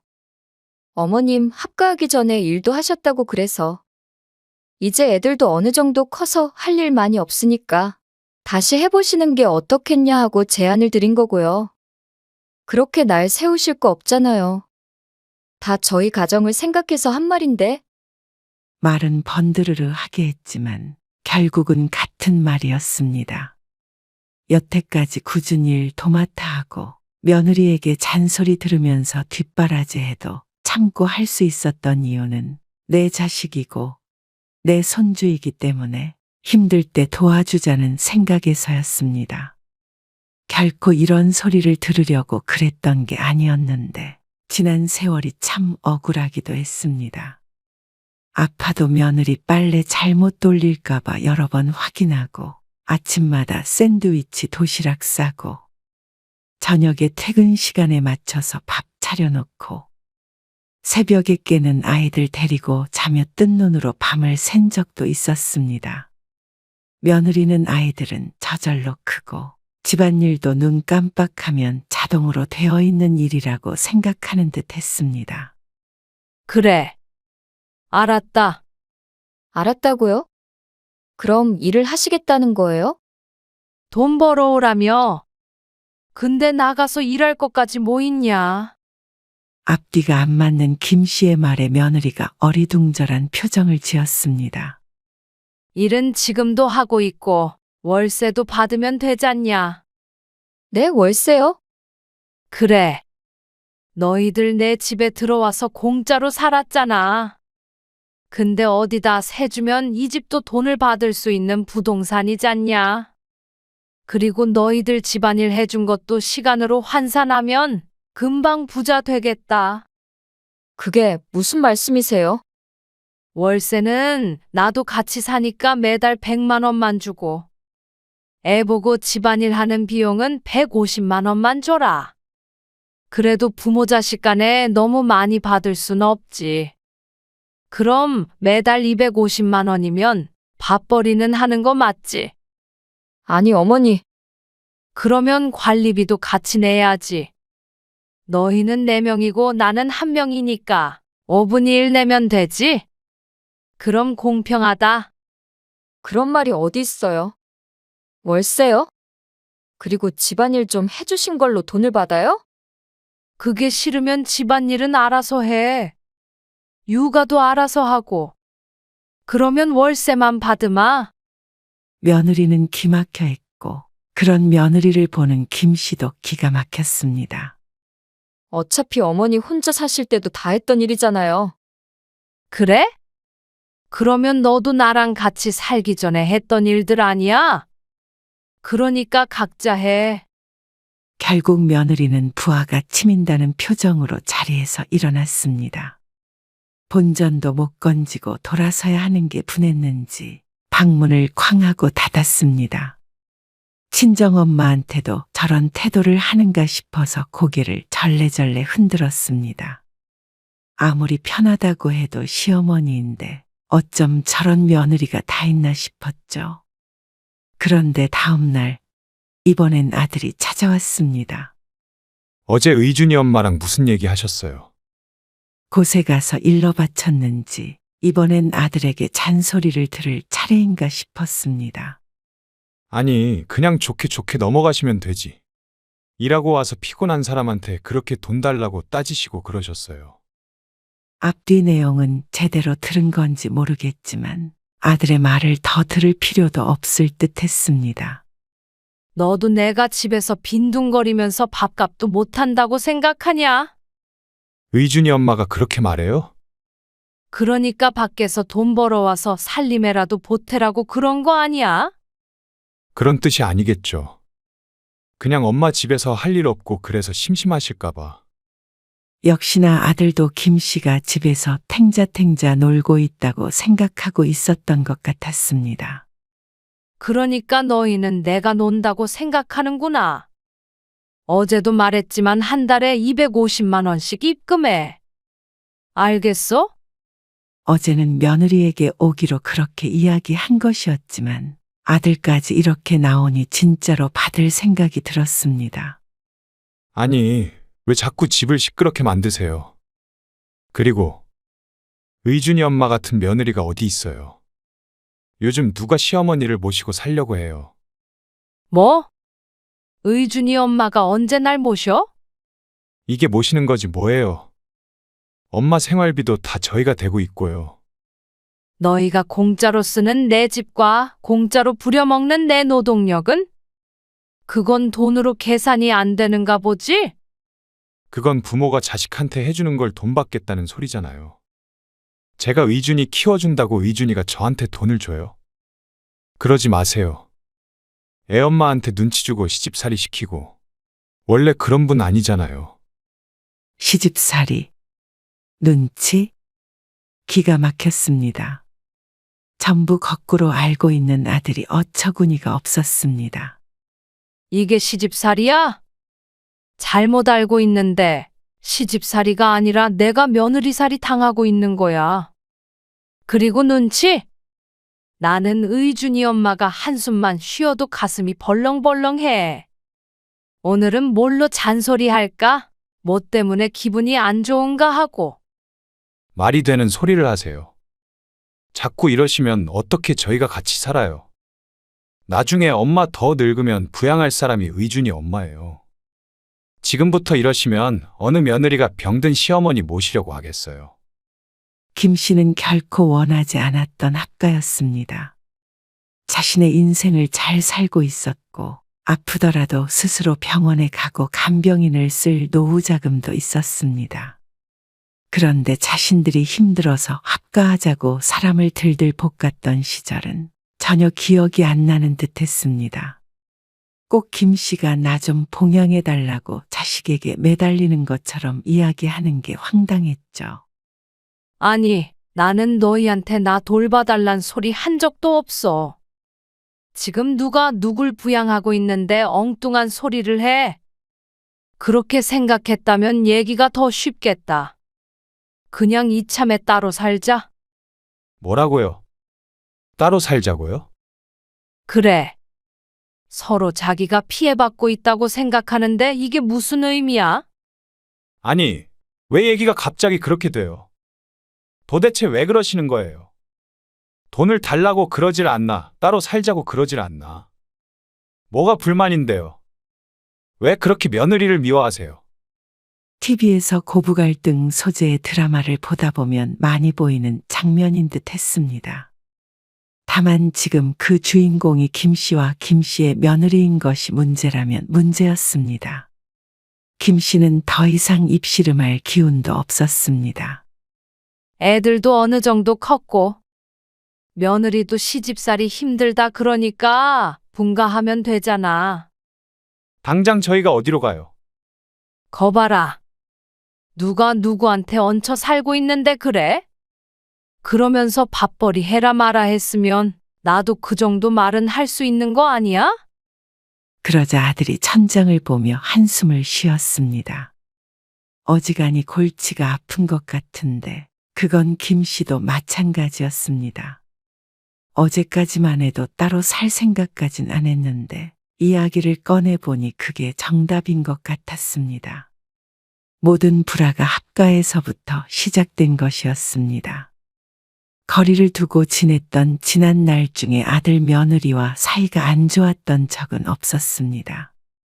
가까이 살다 보니 좋은 것보다 안 좋은 것을 보게 되고 자신들이 누리고 있는 건 당연하다고 생각되니 김 씨의 존재가 어느새 눈엣 가시가 되어버린 것이었습니다. 하지만 김 씨도 말년에 그런 취급까지 받아가면서 아들네와 같이 살 이유는 단 하나도 없었습니다. 그동안 김 씨가 희생을 하면 했지 아들 내외가 도움을 준 것이라고는 하나도 없었으니 말이죠. 김 씨는 여행도 다니고 취미 생활도 하며 노년의 삶을 만끽했던 지난 날들이 그리웠습니다. 그때는 김 씨의 건강 말고는 걱정할 거리도 하나 없었습니다. 이게 다 아들의 처지가 안타까워 질질 끌려다녔던 김 씨의 잘못이었습니다. 그냥 의준이 엄마랑 화해하시고요. 잘 지내세요. 월세나 분가 얘기는 못 들은 걸로 할 테니까. 아들의 말에 헛웃음이 나왔습니다. 내가 없던 일로 못하겠다. 이제는 이렇게 못 살겠으니까 얼른 집 구해서 나가줘라. 진짜 이렇게 나오실 거예요. 그래. 용돈 드리면 돼요? 그 돈으로 월세를 내든 전세금에 보태든 아니면 애 봐주는 사람을 쓰든 너희 살림에 보태. 그리고 짐은 한 달 안에는 빼줘라. 김 씨가 단호하게 말하자 아들이 그제야 심각성을 인지했습니다. 그리고 김 씨를 달래려고 했죠. 아니, 의준이 엄마가 그런 뜻이 아니라니까요. 제가 잘 말해볼게요. 너희끼리 얘기하는 건 너희 자유고 나는 마음 정했으니까 그런 줄 알아.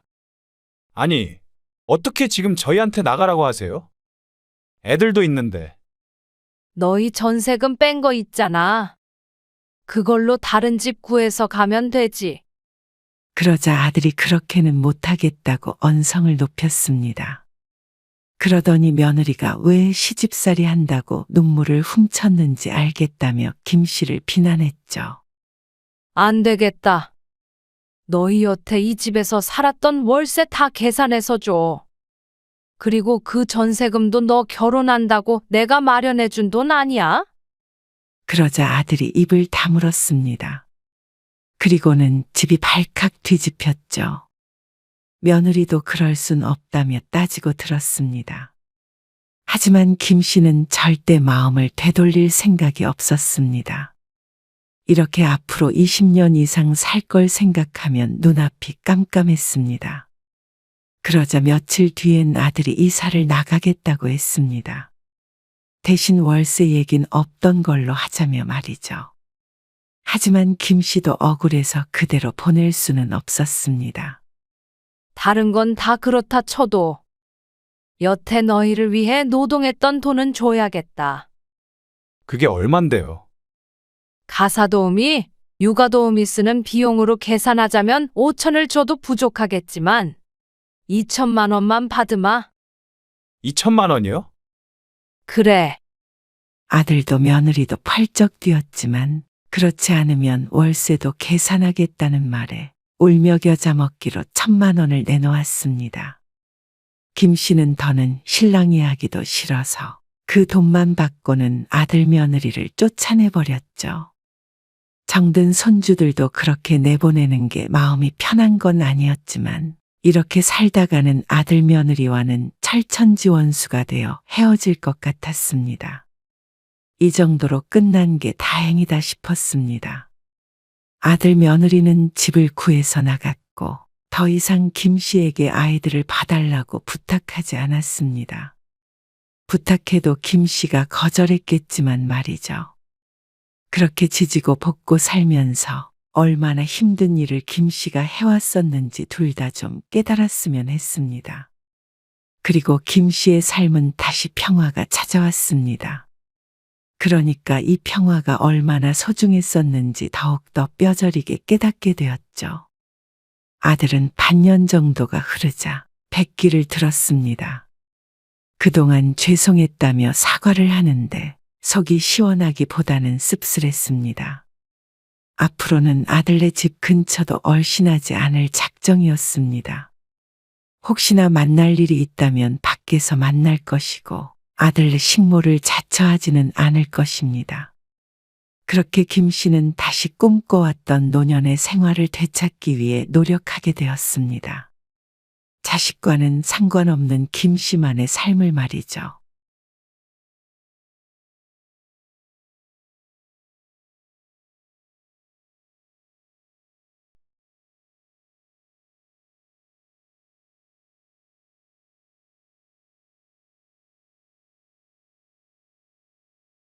어차피 많이 타지도 않으시는데. 그 차 져주시면 안 돼요? 뭐? 많이는 아니어도 당연히 타고 다니니까 차를 샀지. 그래도 젊은 사람도 아니고 그렇게 좋은 차는 필요가 없을 거 아니에요. 차라리 그럼 제 거랑 바꿔요. 내가 차를 왜 바꿔? 바꾸려면 너도 사. 아니, 엄마가 마트밖에 안 다니는데 그런 차가 왜 필요해요? 안 그래도 차 바꾸려고 했어요. 저도 그 차가 마음에 들더라고요. 아, 됐어. 너 그리고 앞으로 현우 맡기러 이렇게 오지 마. 이제 허리 아파서 주말마다 애 보기도 힘들고. 엄마도 주말에 차 타고 어디 좀 나가보자. 오늘 이야기 속 주인공은 59세 오수양 씨입니다. 그리고 그녀의 아들과 며느리에 관한 이야기이죠. 오 씨는 평생 자동차 운전면허가 없었습니다. 50대 후반이니 운전을 시작하기 이른 나이는 아니지만 그래도 10년 동안만이라도 할 수 있다면 그걸로 의미가 크다고 생각했습니다. 하지만 운전면허를 따겠다고 하니 아들 며느리가 심하게 반대했습니다.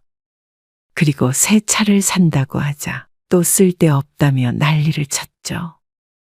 노인네가 무슨 운전이냐며 말이죠. 그런데 그런 노인네에게 저들 노느라 틈만 나면 애를 맡아달라는 아들 며느리. 힘들다고 하면 아직 창창하지 않느냐고 했습니다.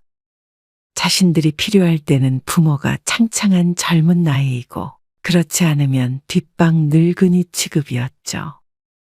그러면서 새 차까지 탐내는 아들에게 질려버렸습니다. 절대 사지 말라더니 말이죠. 물론 이건 운전이나 차에 관한 문제만은 아니었습니다. 오 씨와 남편은 젊은 시절 내내 대도시에서 살다가 아들이 중학생쯤 됐을 때 도시 외곽으로 이사를 했습니다. 오 씨의 건강이 안 좋아져서였죠. 도시에 살 때는 대중교통이나 택시가 많기 때문에 직접 운전해야 하는 일이 거의 없었습니다. 그래서 운전면허를 따야겠다는 생각을 한 적이 없었습니다. 하지만 한적한 단독주택으로 이사를 하자 도시와 그리 멀지는 않아도 차가 없으면 혼자서 어디 나가기가 불편했습니다. 버스 정류장도 걸어서 20분이 걸렸습니다. 나 운전면허 딸까? 당신이 운전할 일이 뭐가 있어? 40대 초반쯤 오 씨가 남편에게 말했습니다. 급한 일이 있을 수도 있고 어디 멀리 갈 때 남편만 운전하는 것도 미안했기 때문이었습니다. 하지만 남편은 고개를 저었습니다. 위험하게 무슨 운전을 해? 남편의 만류에도 배워보려 하자 그러면 자신이 알려주겠다며 나섰습니다. 하지만 결과는 실패였죠. 예로부터 남편에게 운전을 배우지 말라는 말이 괜히 있는 말이 아니었습니다. 그래서 오 씨도 운전은 못하겠구나 싶어 포기했습니다. 그렇게 시간이 흘렀고 오 씨가 50대가 될 때까지도 한 번도 운전을 해본 적이 없었습니다. 엄마, 현우 좀 맡기러 갈게요. 오늘은 무슨 일이길래? 모임 때문에요. 현우 엄마도 같이 가야 해서요. 내일 데리러 갈게요. 아이, 정말? 허리 아프다니까? 멀쩡하시던데요? 뭘? 3년 전에 결혼한 아들은 손자가 돌이 되기 전부터 주말마다 오 씨에게 아이를 맡겼습니다. 아들 며느리 모두 매주 무슨 일이 그렇게 많은지 몰랐습니다. 아들은 시내에 있는 아파트에 살고 있었습니다. 오 씨의 집까지는 대중교통을 이용하면 1시간 가까이 걸리지만 차를 타고 가면 20분 조금 더 걸렸습니다. 그리 멀지 않으니 아이를 맡기기 더 수월했죠. 허리가 아프다고 해도 소용이 없었고 일정이 있다고 해도 무작정 아이만 떨궈 놓고 가버리는 아들 며느리에게 오 씨 부부는 이미 익숙해졌습니다. 그래서 주말엔 늘 일정을 비워두곤 했습니다. 그리고 여느 때처럼 토요일 오전에 손자를 두고 간 아들. 그리고 일요일 오전에 거실장에 올라간 아이를 붙잡다가 넘어지는 바람에 오 씨는 발목을 다쳤습니다. 넘어지며 발을 헛디뎠는지 종일 시큰거렸죠. 오후에 아들이 손자를 데리고 간 뒤에는 통증이 점점 심해져서 잘 걷질 못했습니다. 당신 다리를 왜 절뚝거려? 아, 아침에 넘어졌는데 삐었나 봐. 아침에 삔 거를 지금까지 그래? 어디 부러진 거 아니야? 그러면 걷지도 못하겠지. 내일 병원에 가봐야겠는데. 그래서 월요일 오전에 남편이 출근하는 길에 오 씨를 병원에다 내려주었습니다. 엑스레이를 찍어보니 뼈에 금이 가 있었습니다. 그렇게 한동안 깁스를 하고 집에서 요양을 했는데 그 와중에 아들은 주말에 애를 맡긴다고 찾아왔죠. 너는 다리 다친 엄마한테 애를 맡기고 싶니? 오늘은 아버지 계시잖아요. 그래도 애 보다가 다쳤는데 걱정은 못 해줄 망정. 에이, 그건 엄마가 조심하셨어야죠. 얄미운 주둥이를 한 대 때려주고 싶었습니다. 그래도 내 손자가 예쁘니 봐주는 것이었습니다.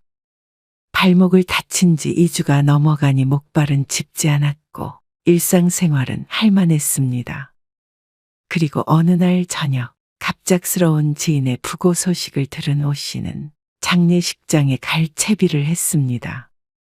남편이 지방에 내려가 있어서 데려다 줄 수가 없는 상황이었죠. 버스 정류장까지 걸어가기엔 발목 상태가 좋지 않았고 택시를 타려고 했는데 어쩐 일인지 콜택시는 전화를 해도 받지 않았습니다. 주원이한테 전화해봐. 퇴근했을 것 같은데. 에이, 그래도 막 퇴근한 애한테 어떻게 데려다 달라 그래. 뭐, 어때? 금방 와서 데리고 가면 되지. 갈 때는 시내에서 택시 타면 되잖아. 당신 올 때까지 기다리면 나 오늘 들어가면 12시는 넘을 것 같은데. 그러지 말고 주원이한테 좀 태워달라고 해. 뭐 당신이 이런 부탁 한 적이나 있나? 오씨는 남편과 전화를 끊고 아들에게 연락을 해봤습니다. 남편, 버스, 택시, 세 가지 선택지가 늘 있었기 때문에 아들에게 어딜 태워다 달라고 한 것은 처음이었습니다. 하지만 전화를 받은 아들은 무척 귀찮은 말투로 대꾸했습니다. 지금이요? 아, 지금 퇴근해서 막 옷 갈아입었는데. 7시 반이니 늦은 시간은 아니었습니다. 하지만 아들은 늦은 시간에 이런 부탁을 하냐며 핀잔을 줬죠. 택시 안 잡혀요? 그러니까 부탁을 하지. 아들은 깊게 숨을 내쉬더니 말했습니다. 알겠어요. 지금 갈게요. 그리고 잠시 뒤 도착한 아들은 장례식장까지 가는 내내 불평을 했습니다. 아니, 꼭 오늘 가야 해요? 내일 아버지 오시면 가면 되지. 오늘만 날도 아니고. 그럼 어떡하니? 택시 잡힐 줄 알고 지금 출발한다고 얘기를 해놨는데. 내일 현우 맡기러 와야 되는데. 먼 길을 2번 왔다 갔다 하잖아요. 기가 막혔습니다. 아이를 맡기러는 당연히 오는 것이고 부모 도와주러 오는 건 이렇게 내내 잔소리를 하는 게 믿을 수가 없었습니다. 그 거리라는 게 도움을 구할 땐 가깝고 도움을 줄 땐 멀게 느껴지는 듯했습니다. 너무한 거 아니야? 처음 부탁했다. 처음. 아니, 그래도요. 막 퇴근한 사람한테 운전시키는 게 너무한 거죠. 내일 출근도 안 하잖아. 그러니까 밥 먹고 좀 쉬려고 했죠. 아, 그러게 진작에 면허를 따시지. 이런 이기적인 놈이 다 있나 싶었습니다. 부탁한 건 미안하지만 다른 사람도 아니고 여태 오 씨에게 이런저런 도움을 받았던 아들이 이런 말을 하는 건 황당한 것이었죠. 그리고 오 씨를 내려주면서 내일 애 맡기러 또 온다는 아들. 오 씨는 대답하지 않고 차에서 내렸습니다. 안 된다고 해도 무작정 올 아들이었으니 대답한들 소용이 없었습니다. 그리고 며칠간 고민했던 오 씨가 남편에게 말했습니다. 나 이번에 정말 운전면허 딸 거야. 갑자기 왜 그래? 당신 없을 때도 좀 자유롭게 움직이고 싶어. 아쉬운 소리 하면서 남의 차 얻어 타기도 싫고. 그러니까 갑자기 왜? 주원이가 무슨 소리 해? 무슨 소리 하긴. 귀찮아하지? 어쨌거나 이참에 꼭 딸 거야. 아이고, 이제 와서 그게 쉬울까? 젊은 사람들도 많이 떨어진다던데. 쉽든 어렵든 마트나 병원 정도는 갈 수 있겠지. 나도 버스 안 타고 추울 때 차 타고 더울 때도 차 타고 다니고 싶어. 그러자 남편의 반응은 무척 긍정적이었습니다. 사실 남편도 이리저리 데려다 주려면 많이 불편할 것이었습니다. 쉽진 않겠지만 붙기만 한다면 서로에게 좋을 듯 했죠. 그런데 다음날 아들에게서 전화가 왔습니다. 엄마, 운전면허를 따려고요? 어떻게 알았어? 아버지가 엄마 운전면허 학원 좀 알아보라고 그러시던데요. 내가 알아보면 되는데 뭘 또 너한테 전화를 하셨대? 그래, 맞아. 딸 거야. 그게 말이 돼요? 지금 나이가 몇인데 아직 50대야. 이제 곧 60이죠. 이제 노인네 소리 들어요. 그 나이에 무슨 운전을 해요. 남편도 좋다고 했는데 아들이 오히려 난리법석이었습니다. 노인네라는 소리에 오 씨는 기분이 상했습니다. 그리고 딴다고 하더라도 운전을 몇 년이나 할 수 있겠어요. 그래도 60대엔 할 수 있겠지? 아니, 노인들 운전하다가 사고 내는 거 뉴스에서 못 봤어요? 나도 70까지만 할 생각이니까 걱정 마. 10년이라도 아니 5년만이라도 내 차를 내가 몰고 다닐 수 있다면 좋겠다고 생각했습니다. 그리고 10년이란 결코 짧은 세월이 아니었습니다. 아들은 알아봐 달라는 학원은 알아봐 주지 않고 잔소리만 늘어놓았습니다.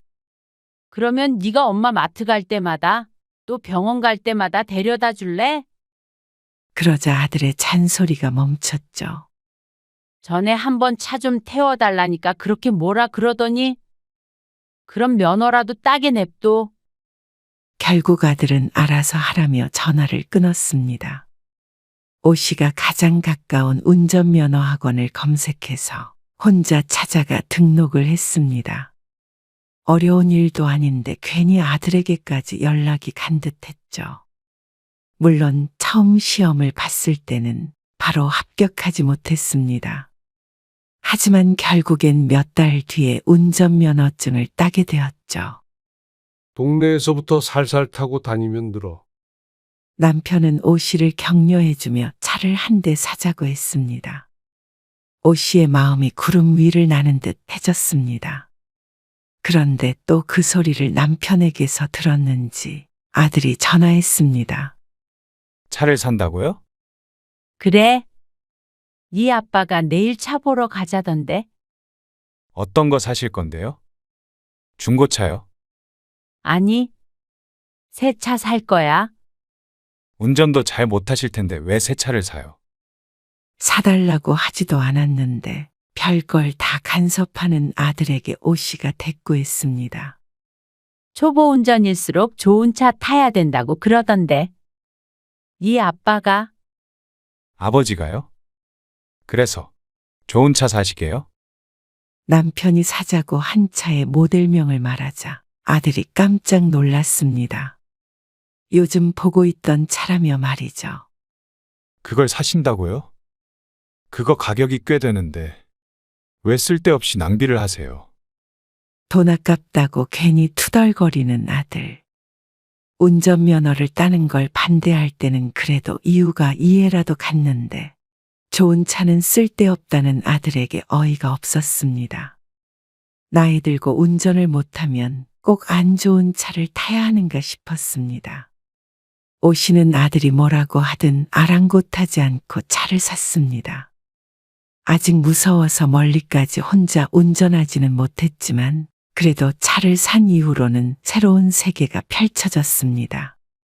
남편이 없어도 버스 정류장까지 걸어가지 않아도 택시를 타지 않아도 어디든지 갈 수 있었고 날씨에 구애를 받지도 않았습니다.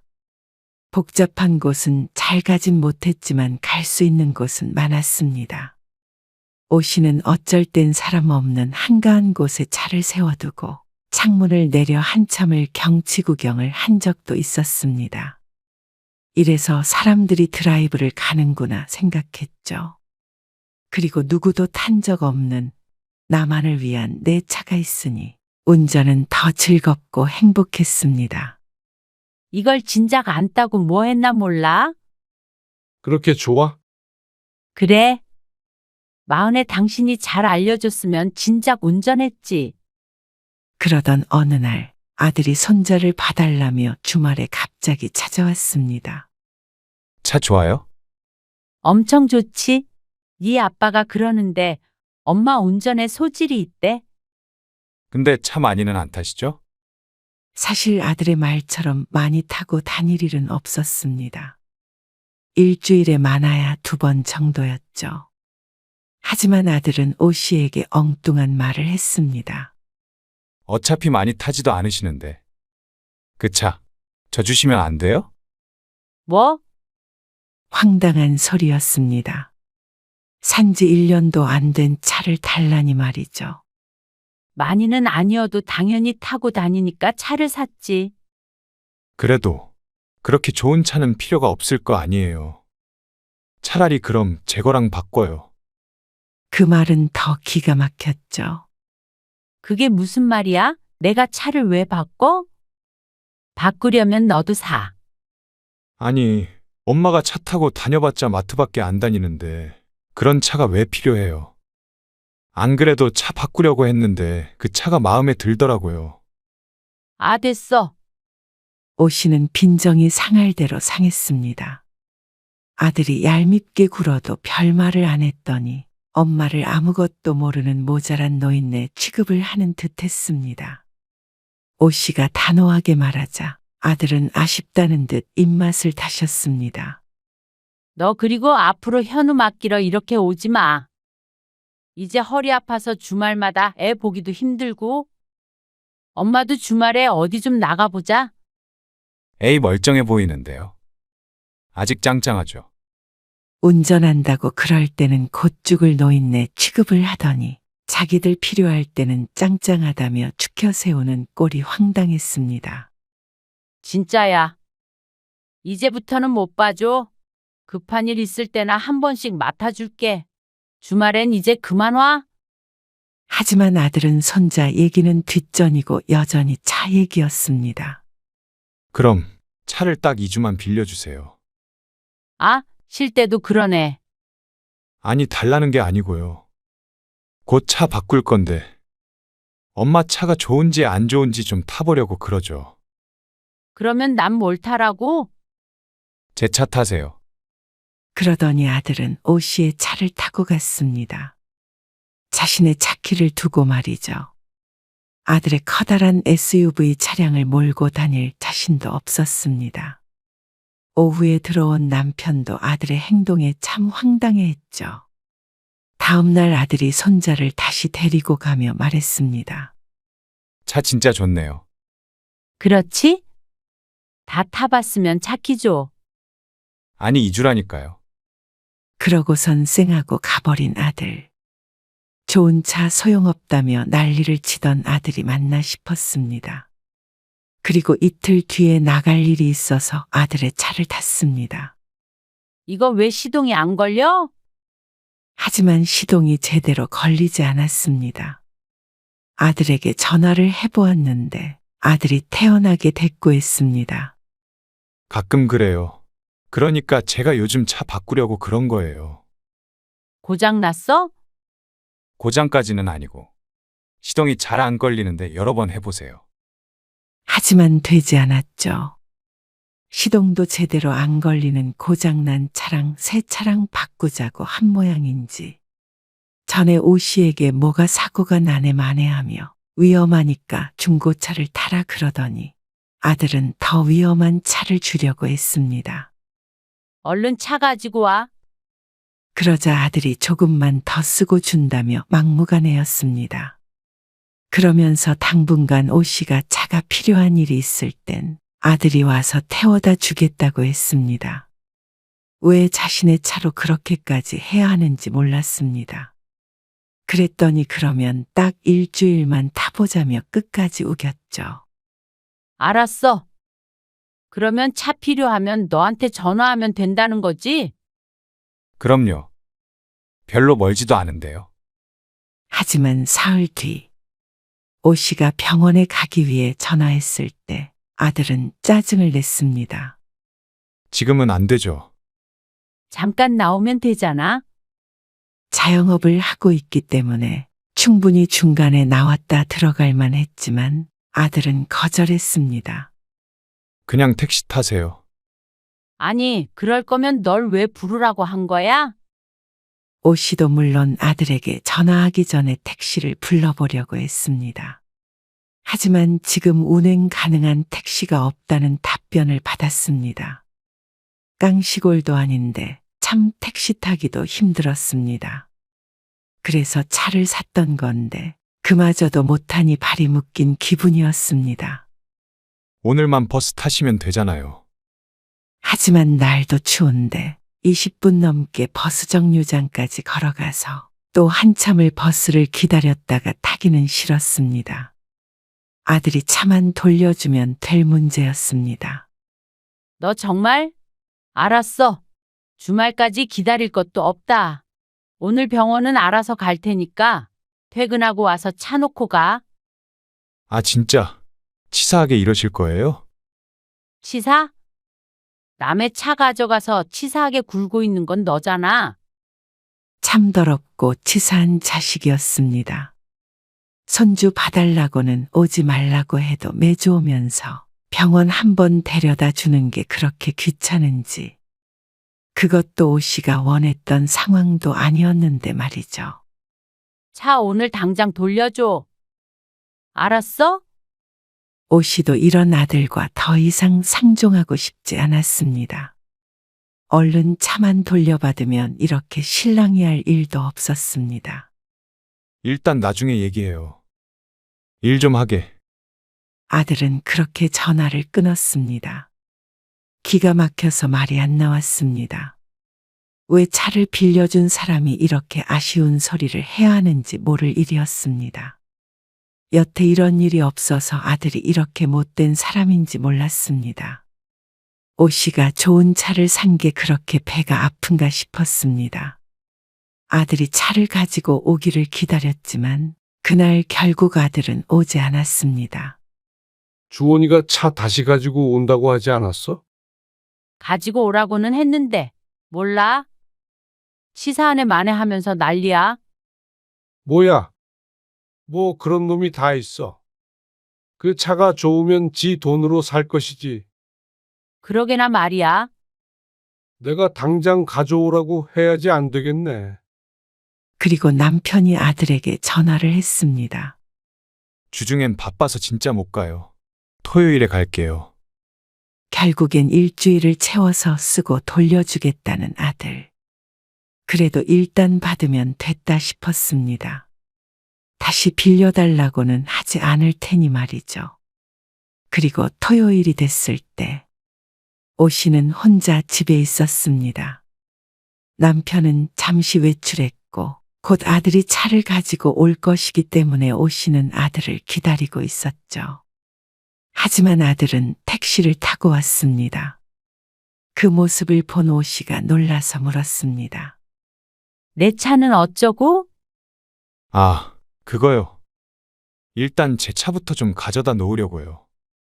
뭐? 그럴 때 그러더라도 차는 가져와야 할 것 아니야. 그러자 아들이 얘기 좀 들어보라며 거실로 오 씨를 잡아 끌었습니다. 진지하게 대화 좀 나누려고요. 무슨 대화? 엄마 차 말이에요.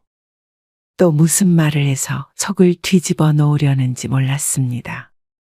진짜로 제 차랑 바꾸는 거 어때요? 제가 일단 제 차 가지고 가서 고쳐서 올게요. 시동 잘 걸리게. 그거 말고는 문제 전혀 없는 차예요. 아니 싫다고 몇 번을 말해? 오 씨가 언성을 높이자 아들이 설득하려고 노력했습니다. 아니, 나쁘게만 생각하지 마시고요. 어떻게 나쁘게 생각을 안 해? 차 가져가서 돌려주질 않고 이런 말 하는데 어차피 엄마 몇 년 있으면 면허 반납해야 돼요. 그게 지금은 아니잖아. 반납도 때 되면 내가 알아서 할 테니까 너는 신경 꺼. 어떻게 신경을 꺼요? 노인 운전이 얼마나 위험한데요. 오 씨를 생각하는 것 같지만 아들의 꿍꿍이는 그게 아님을 모르지 않았습니다. 앞으로 5년밖에 못 하더라도 내 차 탈 거야. 내가 왜 너랑 차를 바꿔야 하는데? 아니, 들어보세요. 운전에 미숙하니까 사고가 날 수도 있고요. 어차피 오래 타지도 못할 차잖아요. 그럼 뭘 타든 무슨 상관이에요? 괜히 비싼 차 폐차하지 마시고 타던 차 타는 게 더 낫죠. 좀 부딪혀도 되고. 그리고 제 차가 크니까 더 안전하잖아요. 궤변을 늘어놓는 아들 때문에 어처구니가 없었습니다. 그렇게 좋은 차면 네가 많이 타. 아, 왜 그렇게 삐딱하게 받아들이세요?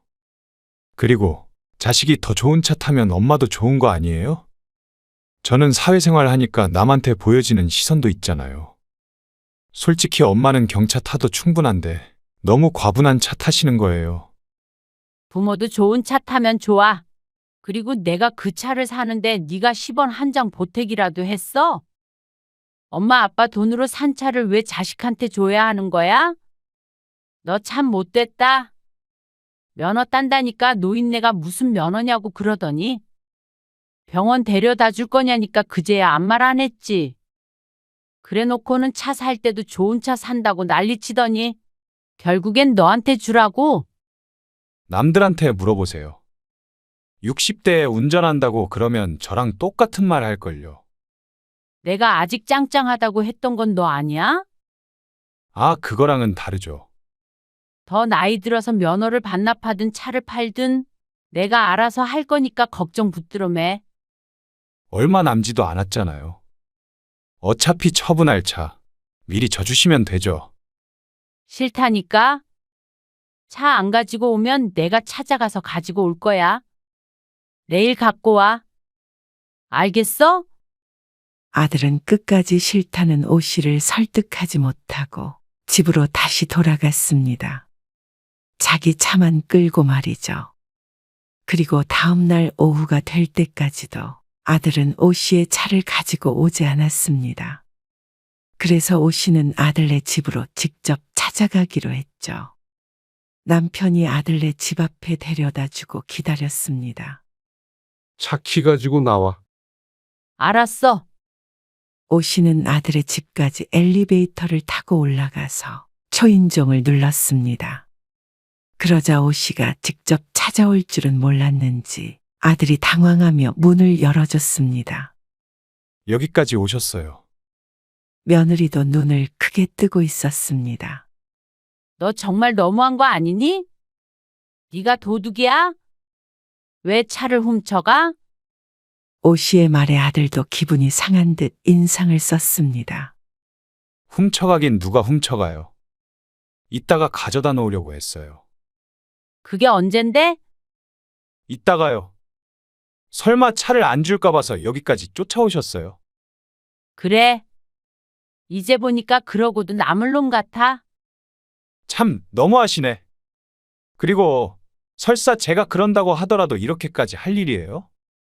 부모가 자식한테 차도 사주는 마당에 바꾸자는 걸 이렇게 쫓아와서 난리를 치셔야 하는 거예요? 적반하장도 유분수였습니다. 그렇게 갖고 싶으면 스스로 사면 되지. 어차피 나중에 못하게 되면 차 져주실 거 아니에요? 당연하다는 듯이 말하는 아들에게 오 씨가 헛웃음을 지었습니다. 왜 당연히 널 줘야 하는 거야? 나중에 못하게 되더라도 머리에 이고 다니는 한이 있더라도 너한테는 안 줘. 그리고 운전 못할 정도 되면 내가 진짜 치사스러워서 도심 한복판으로 이사할 거니까 늙어서 운전할까 봐 걱정하지 말아라. 제발. 거보세요. 그게 엄마가 저한테 너무 야박하다는 거예요. 어째서 내 차를 내가 쓰다가 처분한다는 게 야박하다는 소리를 들을 일인지 몰랐습니다. 그런데 옆에 있던 며느리는 한술 더 떴습니다. 그럼 어머님이 저희한테 차를 싸게 파시는 건요? 아니, 내가 왜 새 차를 싸게 팔아야 하느냐고.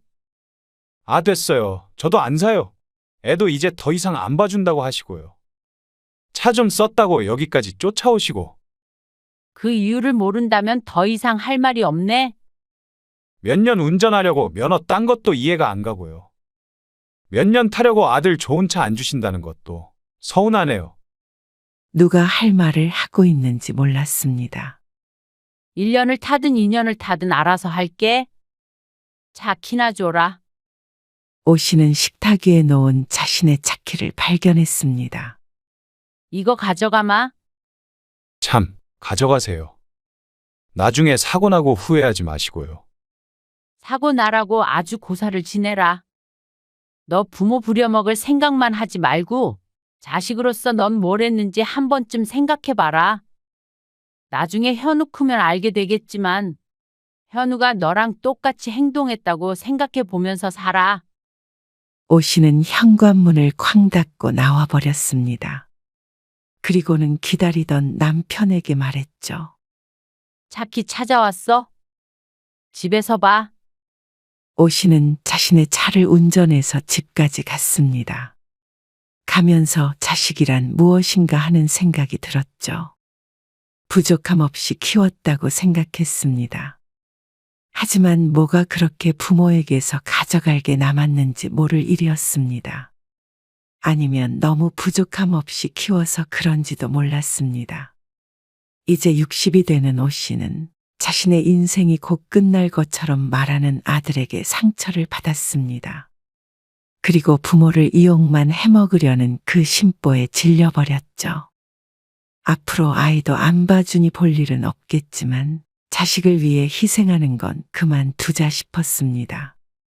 주말마다 애 보는 게 얼마나 힘든지도 알아야 하는 건데 그걸 자꾸 오 씨가 받아주다 보니 아들도 뭐든 쉽게 부모의 도움을 받아 살려는 버릇이 든 것 같았죠. 아들에게 말한 것처럼 몇 년을 더 탈지는 몰라도 아직 할 수 있는 건 도전해보며 살고 싶었습니다. 운전면허를 따고 오 씨의 삶은 확실히 긍정적인 방향으로 변했습니다. 요즘 60대면 젊은 축에 속했고 70대도 짱짱했습니다. 언젠가 다시 운전대는 놓게 되겠지만 그래도 자식에게 퍼주는 삶 대신 스스로를 위한 삶을 살기로 결심했습니다. 운전은 그 일부일 뿐이었습니다. 오 씨는 아들의 말도 머릿속에서 지워버렸습니다. 이렇게 사이가 틀어지면 아쉬운 쪽은 아들이었습니다. 오 씨 부부는 아쉬울 것 하나 없었습니다. 손자를 못 보게 된다면 그건 그거대로 받아들일 것입니다. 손자도 자식이 예뻐야 예쁜 법이니 말이죠. 여보, 나 드라이브 좀 하고 갈게. 그리고 남편에게 전화를 해서 차 방향을 돌렸습니다. 자신만 생각하며 살아도 짧은 인생이었습니다. 앞으로 남은 인생 좋은 생각만 하며 살기로 했습니다.